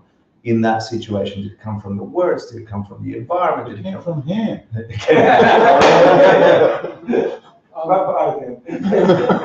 Intention in all these moments of practicing of emptiness is like, what's the relationship? Is it to be with it the whole way of like, is it like the best way of practicing that you're giving that strength to it all? Is it like to be thinking of it, or just it's like a thing that kind of end up over time, we get better at whatever we practice. So if you can bring to mind the highest intention as you're trying to diffuse this thing, the anger with someone or looking for the emptiness in a moment, or even in a moment of sexual bliss, yeah, if you don't want to think about your girlfriend, because your mind is wandering, wander onto the experience of bliss for every sentient being. Yeah, so if you're going to wander, and now I'm giving sex advice. When you're blanking out in the middle of sex, don't blank out. Think of, may every sentient being that is lonely, that doesn't have happiness, that wants some joy, may they experience this awesome experience I'm having now as my mind is blinking out. Yeah, you're still doing an act of goodness. You're still enjoying yourself and embracing another, and whatever the act is, sexual or intellectual or deconstructing an anger or whatever, the motivation is 90% of the karma, roughly. Yeah. So the most of the karma is intention. So if your intention to deconstruct, why am I feeling angry when he's saying those words? I swear he's saying those words. I swear I want to punch him in the face. But why? And just the fact that you're trying to short circuit the reaction If you can hold in your mind, I'm trying to get to the ultimate, to emptiness, I'm trying to find the gotcha, I'm trying to find the impossible thing here, is that it's impossible that he'll be causing this from those words, that these feelings, this is here, still doesn't help, I'm feeling angry, yeah, still doesn't help, but I'm trying, and that effort, that action is going to have a reaction. Now, I can color that action with, if I can figure it out, every person that was ever angry will be able to stop. Every person on the planet that has anger, if I figure this out, I can stop a planet of anger. If you can heighten your, like as a motivation for fighting your mind in relation to this, and that will leave a very specific imprint in your mind, more so than let me figure out the emptiness of this situation so I personally don't have to suffer anymore. And it's the difference between a Hinayana practitioner and a Mahayana practitioner, roughly speaking. Yeah. So I just want to stop suffering versus may I. So you all know my mom's got a cancer in her pancreas, right? I've talked to most of you here about it, right? That is constantly on my mind now. Any time that I have a luxury problem, when something gets me upset or something, I am letting that experience ripen. As it ripens, if I can avoid it, I'll avoid it. But if I'm in an angry moment, in a frustrating moment, in a confusing moment, in physical pain, in any discomfort at all, what am I doing with that? Me knowing that I've got a mom that's got. Yeah, I'm going for refuge, but I'm using it. My motivation is not just for me, is I want my mom not to have cancer, right? And if there's anything, that cancer isn't self-existent, that cancer is dependent arising, that cancer can stop. If there's anything I can do, then my mind is constantly on whatever the wisdom is that I'm getting, it may land in that pancreas and may reduce and may be projected in her mind that she doesn't have it anymore.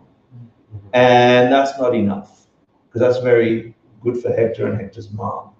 What about all the other moms and all the other worldly people? That's a great way of doing it, because that's a point of interest for you to grow the muscle of that stronger. Excellent. So that's the point. Everybody in the world. This is what I wanted these sessions this week and as many weeks as I can do on Thursdays to review this content. I want them to go there. Like, okay, we've got the lists and we've got the ideas, but what does it mean to my world?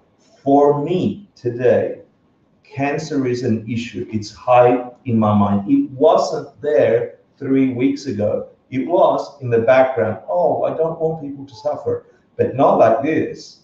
In my mind right now, it's extremely raw, which means very powerful for planting imprints. The more I use that, the deeper and more powerful the result of that imprint. So for me, anything that I'm doing right now is dedicated to fixing that. And not just that, anybody that I've missed having that before and I never thought of them. And anyone that will have that and doesn't know what to do about it right now may ripen on them to A, not have cancer, B, know what to do when it comes, and have the, etc. And that works so powerfully, because I'll give you an example. Last night I was the closest I've been to being livid, angry, frustrated. And I hadn't had that experience recently, and that was because I came back to the United States from Mexico. Yeah, thank you, immigration, who are just being terrible to people from Mexico. The whole line got cleared for Americans, the whole line got cleared for all other visitors, and the Mexicans, and I was stuck in that line, got treated like garbage for over an hour, like really disregarded and terrible. And You're stuck in the line with. Because I had a green card and I had to go down with the foreigners, right? So I was just livid. Like there were people who go, I'm going for a toilet break, and she didn't come back for 45 minutes or more. Yeah, she just left the booth closed, and we were just standing there, and I had to go and ask someone to do something about it. It was just like, and I was feeling it rise, and I'm like, this isn't good. Like I haven't had this feeling for a while. It's empty of a nature. Yeah, but they're still wasting all these people's times, and I just spent time in Mexico, and they're nice people, and they shouldn't be mean to Mexicans. So I was living and it was on edge, and it was constant, and I'm thinking constantly, may I remove the suffering of all these people that are experiencing these pressures, and may I remove the suffering my mother is going through in waiting to resolve or to find results from her chemo and for treatment. May that tension diffuse for her, may it diffuse for everyone else, etc. But it was the closest I've been to being really, really angry, and I could tie it, albeit long for a strange person, but for me, it was very clear. This feeling of negativity, to some degree, is experienced by everybody with some cancer. May that go away for them. Yeah. So I was using, and so it wasn't. Wait, what was the problem? What did you say? From the anger to the cancer? Well, the anger arose because it was unjust. It was unfair. It was taking too long. All qualities of it's unjust to get cancer. It's unfair to get cancer. It takes too long, or it might never get fixed. Those same qualities are being experienced by a cancer patient. Yeah. Why me? Yeah, why me and all this, why the Mexicans, all those flavors. In my mind, I made them the same. They're not the same. Right, you made them the same. I made them the same. Why did I make them the same? Because I'm swimming through this anger, and here is a path that says, if you can try and undo where the anger comes from, etc., I am equally undoing the causes for whatever I'm coloring my actions with, which is my perception of people with cancer. Did it work? Huh? Did it work? I was really angry when I got home. I had to wait for half an hour before going to bed. So it took me 2+ hours to process that whole thing. But for 2+ hours, I tell you, it was the strongest I'd felt negative for a long time. And for 2+ hours, I held my mind from being really angry, meaning letting go and saying, you're all stupid, and I had moments where my mind says, you should scream right now. You should get attention to this or something. But for over 2 hours, I had a fight with my mind to reduce, eliminate, destroy cancer and anger and this energy for the sake of people. So after 3 hours and now you have got rid of it, it's not coming back. I don't feel that negativity anymore. So it did work, it just took a lot of effort. Well, I don't know if it worked, because for me, work means when the results of those seeds ripen, they will ripen upon me experiencing beings without suffering, frustration, etc. It will work. I know it will work because it's infallible cause and effect. I can't say the me feeling good right now is a result of yesterday. I cannot say that. Do you go backwards and try to think about how you caused having that experience? Mm-hmm. Sometimes that can be radical. I think sometimes it can be helpful and informative, but sometimes it can. I look at all the times that I made people wait. I look at all the times that I was prejudiced because you look different to them. But then what do you do with that, right? Like, so where I get stuck is I'm like, okay, I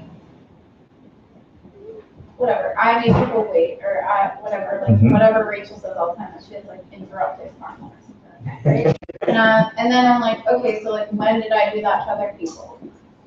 But then what do I do with that? Like, I get stuck because I'm like, okay, I did it all these times. Now what? That's not like it. So what do we do with that? I mean, there's a commitment to do that thing for a manageable period. I mean, it becomes almost like your object of meditation. Be aware of that flavor when it comes up. I think it's easy to see, like, okay, this guy's angry with me. I should not be angry back, because then some other person is going to be angry with me back. That yo-yo effect. That's easy. Yeah. That's easy. The one that you experienced, which is, this is bullshit. They're being unreasonable. Right. I'm now angry, right? So I shouldn't act out. You did that. Then comes the next one. I'm still angry. And then you're angry at yourself for still being angry. No, I'm not. That's what I am. I'm angry at myself for being miserable and poor me. And that's sort of what she's saying. What she's saying. Yeah, and that's not what I'm doing. I see the flavor of that. I think I've let that go a long time ago, maybe. I remember having that feeling. I wasn't focused on that at all, like I'm angry that I'm angry. I shouldn't be angry. I'm a Buddhist teacher. That's done for me. Anger is here. Hello, where the hell did you come from, you little bastard? I forgot you were in there. Look at you. You filthy, disgusting little thing. And then I do. So you're angry at anger? Yeah, no, not angry. No, I'm like, look at you. You're just revolting. You're going to create more pain for this guy, Hector, and everyone else. What a piece of shit. I'm going to get you. Yeah. And the way that you get you is to think about all the times. Correct. And then you make the commitment. Like So there's basically the commitment not to be angry. well, there's the initial reaction of not responding in that moment, not yelling, but then this is almost like the more reflective part. It's sort of like four forces in reverse in the moment. I make a commitment not to plant it anymore. Yeah. I go back and look for where have I done that before and have a feeling of regret. This is for Alana.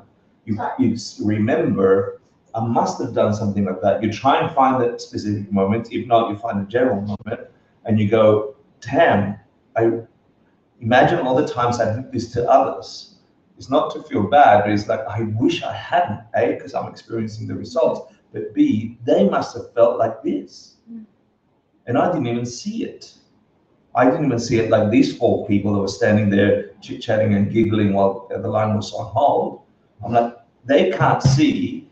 They're just having their normal day, giggling or whatever, and we're hurting here for an hour. They cannot see it. I must have done that to others ignorantly, not noticing that my actions are causing this in other people.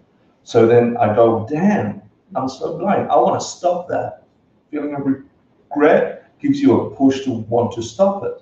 And then I'm like, right, I'm watching out for this, for future planting, but from now on, I'm not going to cause any more frustration for anybody. So in the moment, I did things to make sure the line went faster next to me, and when they moved it eventually, etc., and dedicated it to the solution of these people, always having in mind my mom. So it's like a reverse 4 forces. You do the antidote, you do the refuge, which is I caused it, I came from me, and emptiness. You do the, what's the other one? The regret, intelligent regret. You do the refuge, you do intelligent regret, you do the restraint, and you do the antidote. Yeah. And so were those border guards Buddhas too? Were they Buddhists? No, they were definitely not Buddhists. Buddhas. Oh, Buddhists. I didn't have that high view last night. I did not have that high view last night. Even if you can't pinpoint something you did in your life, I mean, it could have been some past life, right? So correct. Either way, you just regret no matter what.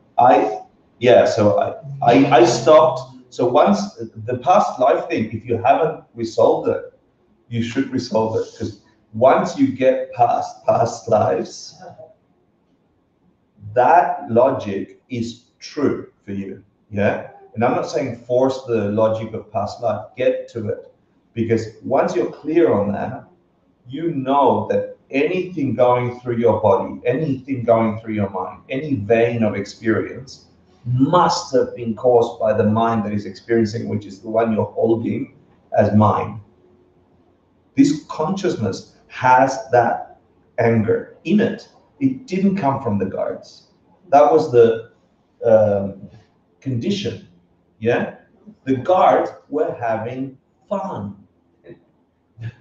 We were not. Okay. Do you always? This is kind of a personal, well, like selfish question, but it will benefit you, so it's actually not selfish. with auto commentary. Sorry, I'm just thinking about like when I actually have the mental facility to do something like this in my life. Like I'm about to get angry, and like luckily at that moment I can actually prevent it. But I don't ever really think about, oh, I must have caused this. Like I think more when I take refuge, which is the aspect of the 4 forces that we're talking about, right? I think more about the future, like everything is empty and I do not want to plant these seeds. So like I have to hold it. Which is that part down. Yeah. But then the part of the 4 forces is connecting. So in my mind, it adds to wisdom, recognizing that if this consciousness is having this arising and that consciousness doesn't, it's part of this consciousness. If I don't remember being an ass this life, it must have been a moment before I can remember. But wouldn't it be possible if you stood in that line and all those people were experiencing suffering, they were all the cause of it. So there's no problem. For their own mind, yes. So there's no problem. There is a problem for suffering. You don't want it. Because they're suffering, you want to stop it. Anybody that's suffering. So I could not verify that everybody was feeling what I was feeling, but I can verify that there were moments where I was trying to say, like there were moments where I was in that line going, hold on, if a Buddha standing here, would they be suffering? And the answer was, no. So I'm like, what would that feel like? And there were milliseconds, there were moments where I'm trying to go, oh, this can actually be blissful. Yeah, and I didn't want to go there, didn't want to stay there. Came back to samsara for everyone else's sake. Okay. Forced back into samsara by habit. Right? Is more like it. Okay. But for a few seconds, I got a glimpse. You know, and that's the toggling between the way we're experiencing and the way it is.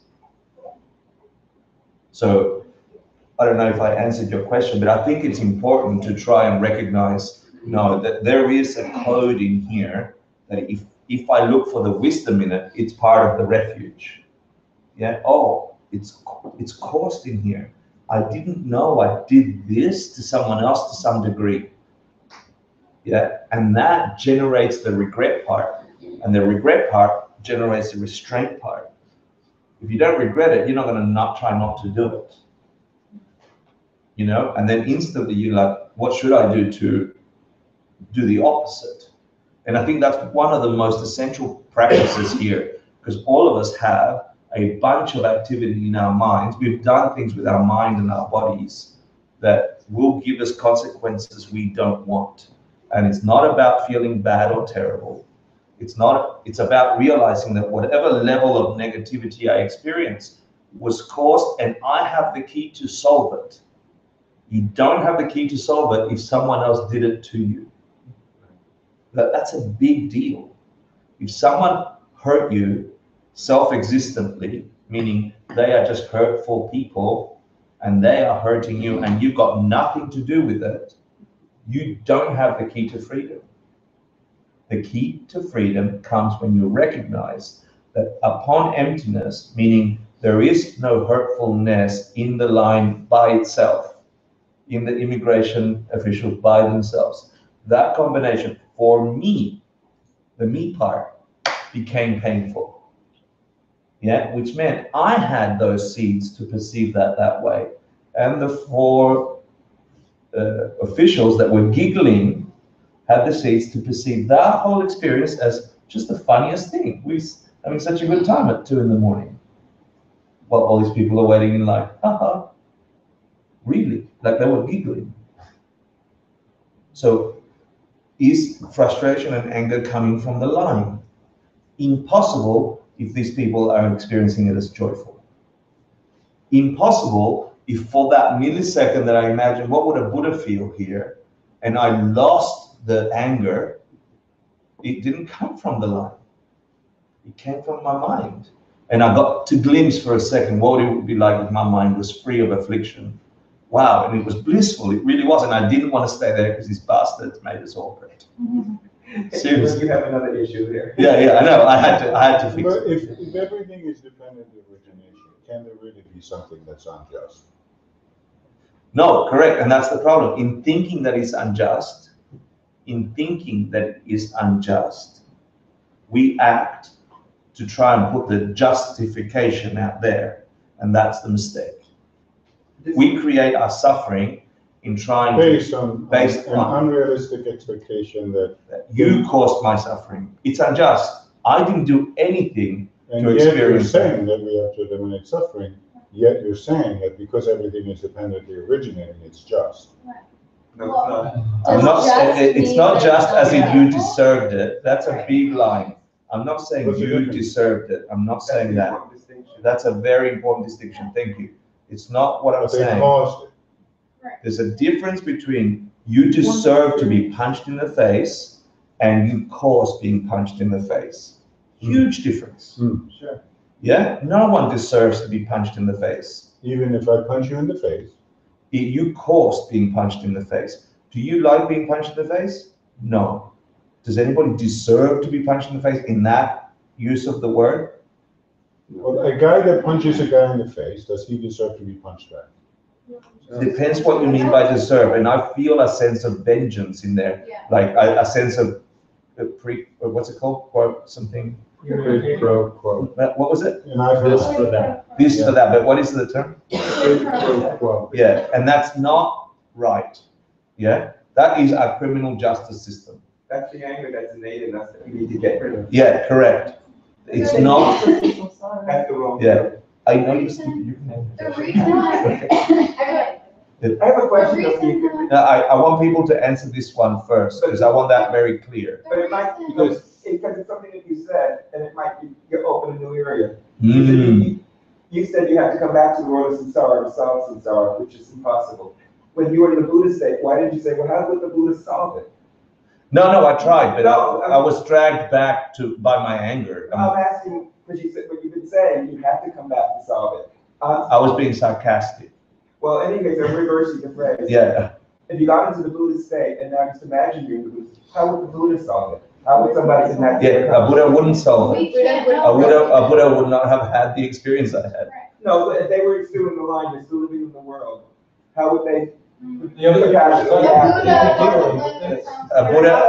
Buddha is emanating in every one of those beings to try and remove the suffering, and we can't catch it. That would be my quick answer.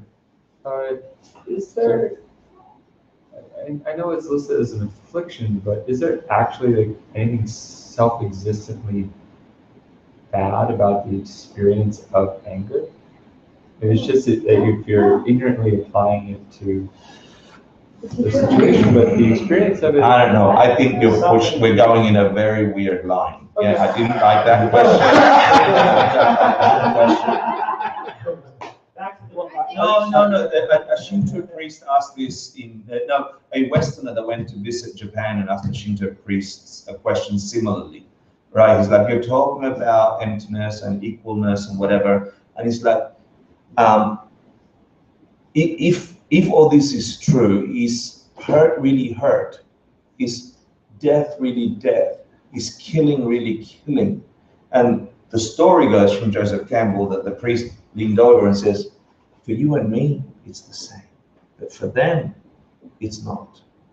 And so what he's saying is, I think, once you really get to the nitty-gritty of it and you're having an experiential navigation of these ideas, you can play with that idea. But today, right here, New York, for us, pain is pain. Pain is affliction. My mom's cancer is scaring the fuck out of her. It's not, it's okay because it's empty. And that's a huge distinction. It's not like, Mom, just enjoy the cancer. No cancer. Not possible. It's not, she has the seeds for it, she doesn't deserve it. She doesn't want to deserve it. She didn't plant it to deserve it.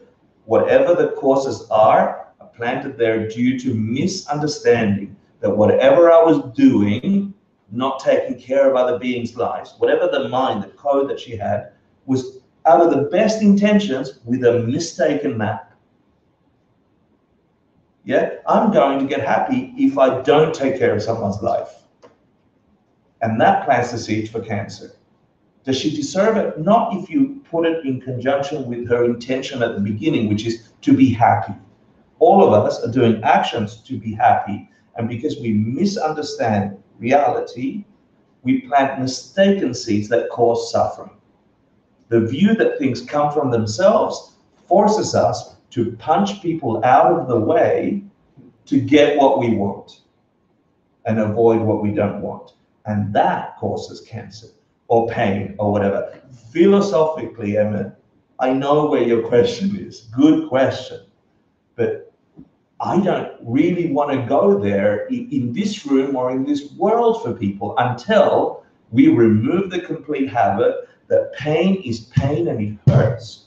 Because it's empty, because its nature ultimately is exactly the same as bliss, its ultimate nature exactly the same, which is it doesn't have a nature from its own side. In that sense, they're exactly the same. But I cannot hold those two states in my mind at the same time, and my mind is experiencing pain. And that has to stop, because a being that is in pain and misunderstands the world is like a child with razor blades. If we're in pain and we don't understand where it comes from, will cause pain in others. A person in pain will create pain for you and the people you love. Stop pain. In the nominal sense. Ultimately, of course, we can philosophize about that, but I don't think this forum is for that. This forum, in my mind, is stop your mum's cancer, because it's not right, because it hurts, because it kills, it hurts, it's destructive, and for that reason, you don't want to. And then going back to the deserving part, like if you have that, if you hold that in your mind, because that comes up for me every so often when I think of like Trump or all these things, you cannot have compassion for people who harm others. You know, and if you can't have compassion for somebody and see them as like, yes, he pisses me off, but like I feel for him because I see what he's planting and that which he's going to inevitably receive. You know. And without that, like, how the hell are you ever? You reminded me of early days of practicing karma and emptiness, which was I would relish with my enemies because I knew about karma, right? I'm like, no, I'm not going to hurt you back because you're gonna get it. You know, like I would enjoy the fact that their karma was going to hurt them. It was horrible. You know, it's planting terrible seeds, and I did that for years. You know, misunderstanding karma. I'm like, I misunderstood the compassionate part. There's no compassion. Yeah, there's zero compassion. I'm sitting there going, I know all this wisdom, and you're screwed. I don't need to hate you back. But the compassion should be. It was terrible. The compassion that Hannibal described is good. You should. Like genuine, like I genuinely feel for it. It's not like you know, It didn't come naturally to me. But also talking about the deserving part, right? And I keep going back to your mom. It's like when you have cancer, you sit there and you're like, why? Like, why me? Why did I, like, what did I do? Why did I, like, why did this happen to me? How do I make it stop? Like, I went to this doctor, I went to that doctor, I went to like 5 other doctors. Now I have to do like 500 pieces of paperwork. Like, what the hell? And if you could, like, one thing that Hector and didn't touch is like, if we could see the time delay of karma, if it was like immediate, then you wouldn't be asking those questions in the first place. So it's not like deserving in our culture has like this weird connotation. I think that's what you were trying to say. It's all these words that we're throwing around, like deserving, unjust, they're all loaded. And that's very loaded. Right? Like, sure, in the true sense of the word, like, did I deserve to have cancer? Yeah, I did something that caused it. No, right? But like, that's not deserving. But I mean, but like. Yeah, do you see what I mean? Like, deserving is so. I think it's a super interesting question to prove that a person that hit somebody in the face does not deserve to get hit back, like, because that would cause him suffering. Right? I'll tell you why. How do you prove that? I'll prove that because the intention of me punching you in the face wasn't for me to be punched in the face back. The intention of me punching you in the face was not to be punched in the face back, it was to hurt you. So I didn't get hurt. So my intention was for me to be okay. And the result of that meant that I'm not okay. So that's not just. It didn't work the way I planned. The way I planned was if I hurt you, I will be okay. The person that did it was ignorant, and therefore deserves compassion. Everyone deserves compassion. Yes, ultimately, yeah, but because if they were wise, they wouldn't have punched. Correct. If they were wise. So everybody that stood in that line and suffered had caused it to themselves out of their own ignorance. Yeah, misunderstanding, That makes sense. but don't deserve it. Yeah. So therefore, a serial killer deserves compassion because he was ignorant. Yep. The most compassion. But let's go to the loaded word compassion. Should we just let serial killers be free? No. That's compassion. Enjoy the world. No, because you should prevent them from causing more harm. Awesome. For themselves For themselves and others, which is what you see. So compassion, which means stop suffering, for them, might mean preventing them from harming others. locking them up. It might mean rehabilitating them. It might mean teaching them. It might mean a whole different things. Compassion for a being who's out of control is different to being nice to an old lady crossing the road, which is also compassion. Okay, so we have such a loaded word there, compassion, and it's a problem for Westerners because we think we have to be nice. My mom suffered in a wheelchair with severe disease for many years. And I had already started practicing Buddhism for many years by the time she died. And it was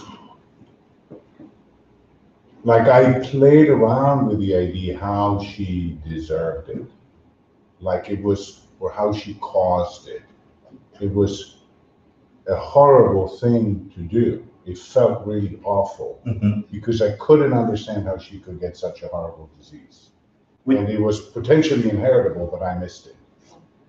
Like proven by DNA tests and stuff.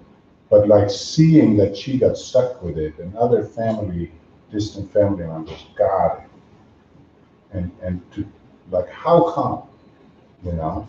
And my mom had a sinister streak, and I was like, is it that? You know? No, it's but not. the other guy that got it didn't have a sinister streak. He was the meekest, softest guy. So what's the answer to that? Why did my mom, who's been kind all her life, why'd she get a terminal cancer? At some point, she didn't respect other people's lives. And come on, she only did that once. Why terminal cancer? Because karma grows. Thank you. So because the results are always bigger than the cause. So no, your mom didn't sit there and do what she was experiencing to everyone else all the time, which is what we tend to do when we think of cause and effect. A tiny lack of caring for another's life can over time grow to become this massive ripening of a terminal disease. Because it grows exponentially. Yeah. Sorry, Sarah, guys. Is that the same as the maxim, ACI 13, that any reason is a reason? What kind of reason? Any reason you can give for something is no, it is a reason because it's labeled reason. Yeah, so in a logical statement, I can say, I like talking to you guys because planet Venus. You know, I mean, this statement works in a logical, in the rules of logic, but then you can disprove me. But should you know, even though I use that as a reason, if this thing of like you experience, it doesn't necessarily apply that it's true. It's how to construct the syllogism. It has nothing to do with defining what is actually a reason. A correct reason. But how about this? If you experiencing cancer to somebody that you love, it means that you should currently eliminate every possible cause of you causing cancer to yourself. Say that again. Like cause and effect, right? You experience cancer in somebody that you love. In my world, there is someone that I love, and they're having cancer, which causes you suffering. So therefore, you should eliminate every possible cause of you getting cancer in the future. Of someone you love. You should live as healthily as possible. Yeah, and dedicated to the well-being of all beings. Correct. There is something in you my have mind. to look at diet and everything. That's part of it. That's only one of the four forces we talked about. Yeah. Yes, correct. it's time, guys and girls. I know we've really enjoyed it. We haven't even touched on it. I'm happy to continue next week and go like this and have these discussions. I was going to do this for you because we finished. I'm sorry. The fact that you actually have stayed in this room for week after week and debated these difficult things that seem to be so removed from day to day is actually a testament to you, to your mind. If you can keep that connection and really begin to deconstruct the reality we're living in and still live in it as a functioning person that goes to work and has friendships and eats cake and goes to the toilet and, you know, normal existence with a completely different view. At the same time, you are constantly planting the courses to be able to see through the veil. Yeah. So the fact that you are the fact that you are still here and interested to discuss is rare, extremely rare, and I'm really happy for you, honestly, like extremely happy for you that you have that urge, that interest, that power in you, because it's difficult. It's so much easier to relax. It's another thing we talked about in the Sangha in Mexico. They're like, how do you stop? How do you resist the wish to just isolate yourself? Because it's one of the implications. When you see suffering for what it is, one impulse is to run away. If this is all true, go lock yourselves up in a cave. Yeah, that'll get you enlightened, no problem. But it'll take you a bloody long time. That's the path of nirvana. Go find wisdom and all that, all for yourself, by yourself. Your afflictions will follow. You can work on them, no problem. Yeah, but at some point, you're going to have to re-enter a world that you are still part of and beings are suffering in. And so if you want to go at supersonic speed, stay in the world, work your asses off, volunteer, help others, stretch yourself. Don't relax into let me run away in a cave. Find your edge and expand it and dedicate it all for you to realize this truth, which will free you and everybody else. The bodhisattva, the being who wishes to wake up for the sake of others, isn't always in the cave. Yeah. There's that story, Mike, what is it, a Sangha? Yeah. Who was, no, it's just a Tibetan story of a guy who's meditating for a very long time on, you know, compassion and so on, and says, are you a good meditator? And the guy spits at him, you know, are you good at meditating? He goes, yes. And the guy spits at him or says something rude, and the guy instantly gets angry at him. What's the story? Do you remember? Well, it just showed that he wasn't a good meditator. Yeah, it was just a crappy meditator, but he'd been in the cave for all these years doing all these practices, without meaning. Right, without meaning and without actually having beings also to react against. And you are in the workforce of enlightenment by staying, doing this work and living your other world. And that was a big area for debate for us in Mexico. They're like, it's hard. How do you guys do it? And when I told them about, we have 23 volunteers working their asses off at 3 Joules to make this place welcome. We have a total of 88 people who give of their time, free or by donation, by keeping this place open. 88 human beings who've decided, I'm going to work my ass off, I have a job, I have a relationship, I have kids, I have whatever, and on top of that, I'm going to create a space where people can find meaning and get well mentally and physically. And so I'll contribute to the 3 Joules with my energy, with my work. And it's hard. There's a peak group who are just doing whatever it can, and they're working day and night to keep the schedule, to keep the budgets, to keep the marketing, to keep all these things. And that is so far beyond what other people do with their world that the results of that are bound to be powerful. I was sharing this with the Mexican Sangha who wants to create a 3 Joules, And they're all like, we're going to quit our jobs and create a 3 joules. I'm like, that's not how it works. You have to keep your jobs. You have to work your asses off. And on the side, create the 3 joules like you guys have done. Yeah, like you have done. All of you who volunteer or work here have done. Yeah. So please never forget, I am happy for you because you are planting unstoppable seeds. And I hope they stay and they ripen quickly. Huh? Let's dedicate. Okay. Stevie, are you sleeping? No, okay. Sashi Puki Jushin Metotra Viral Inchi Devimadi Sange Shindu Niteruardi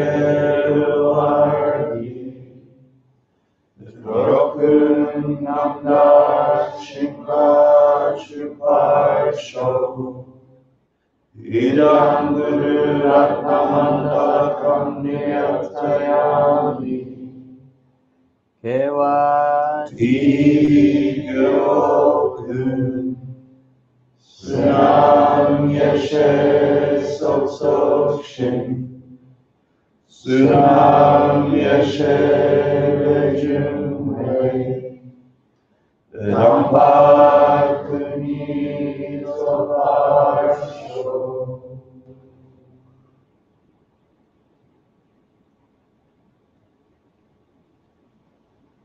Thank you for being brave enough to think through these things.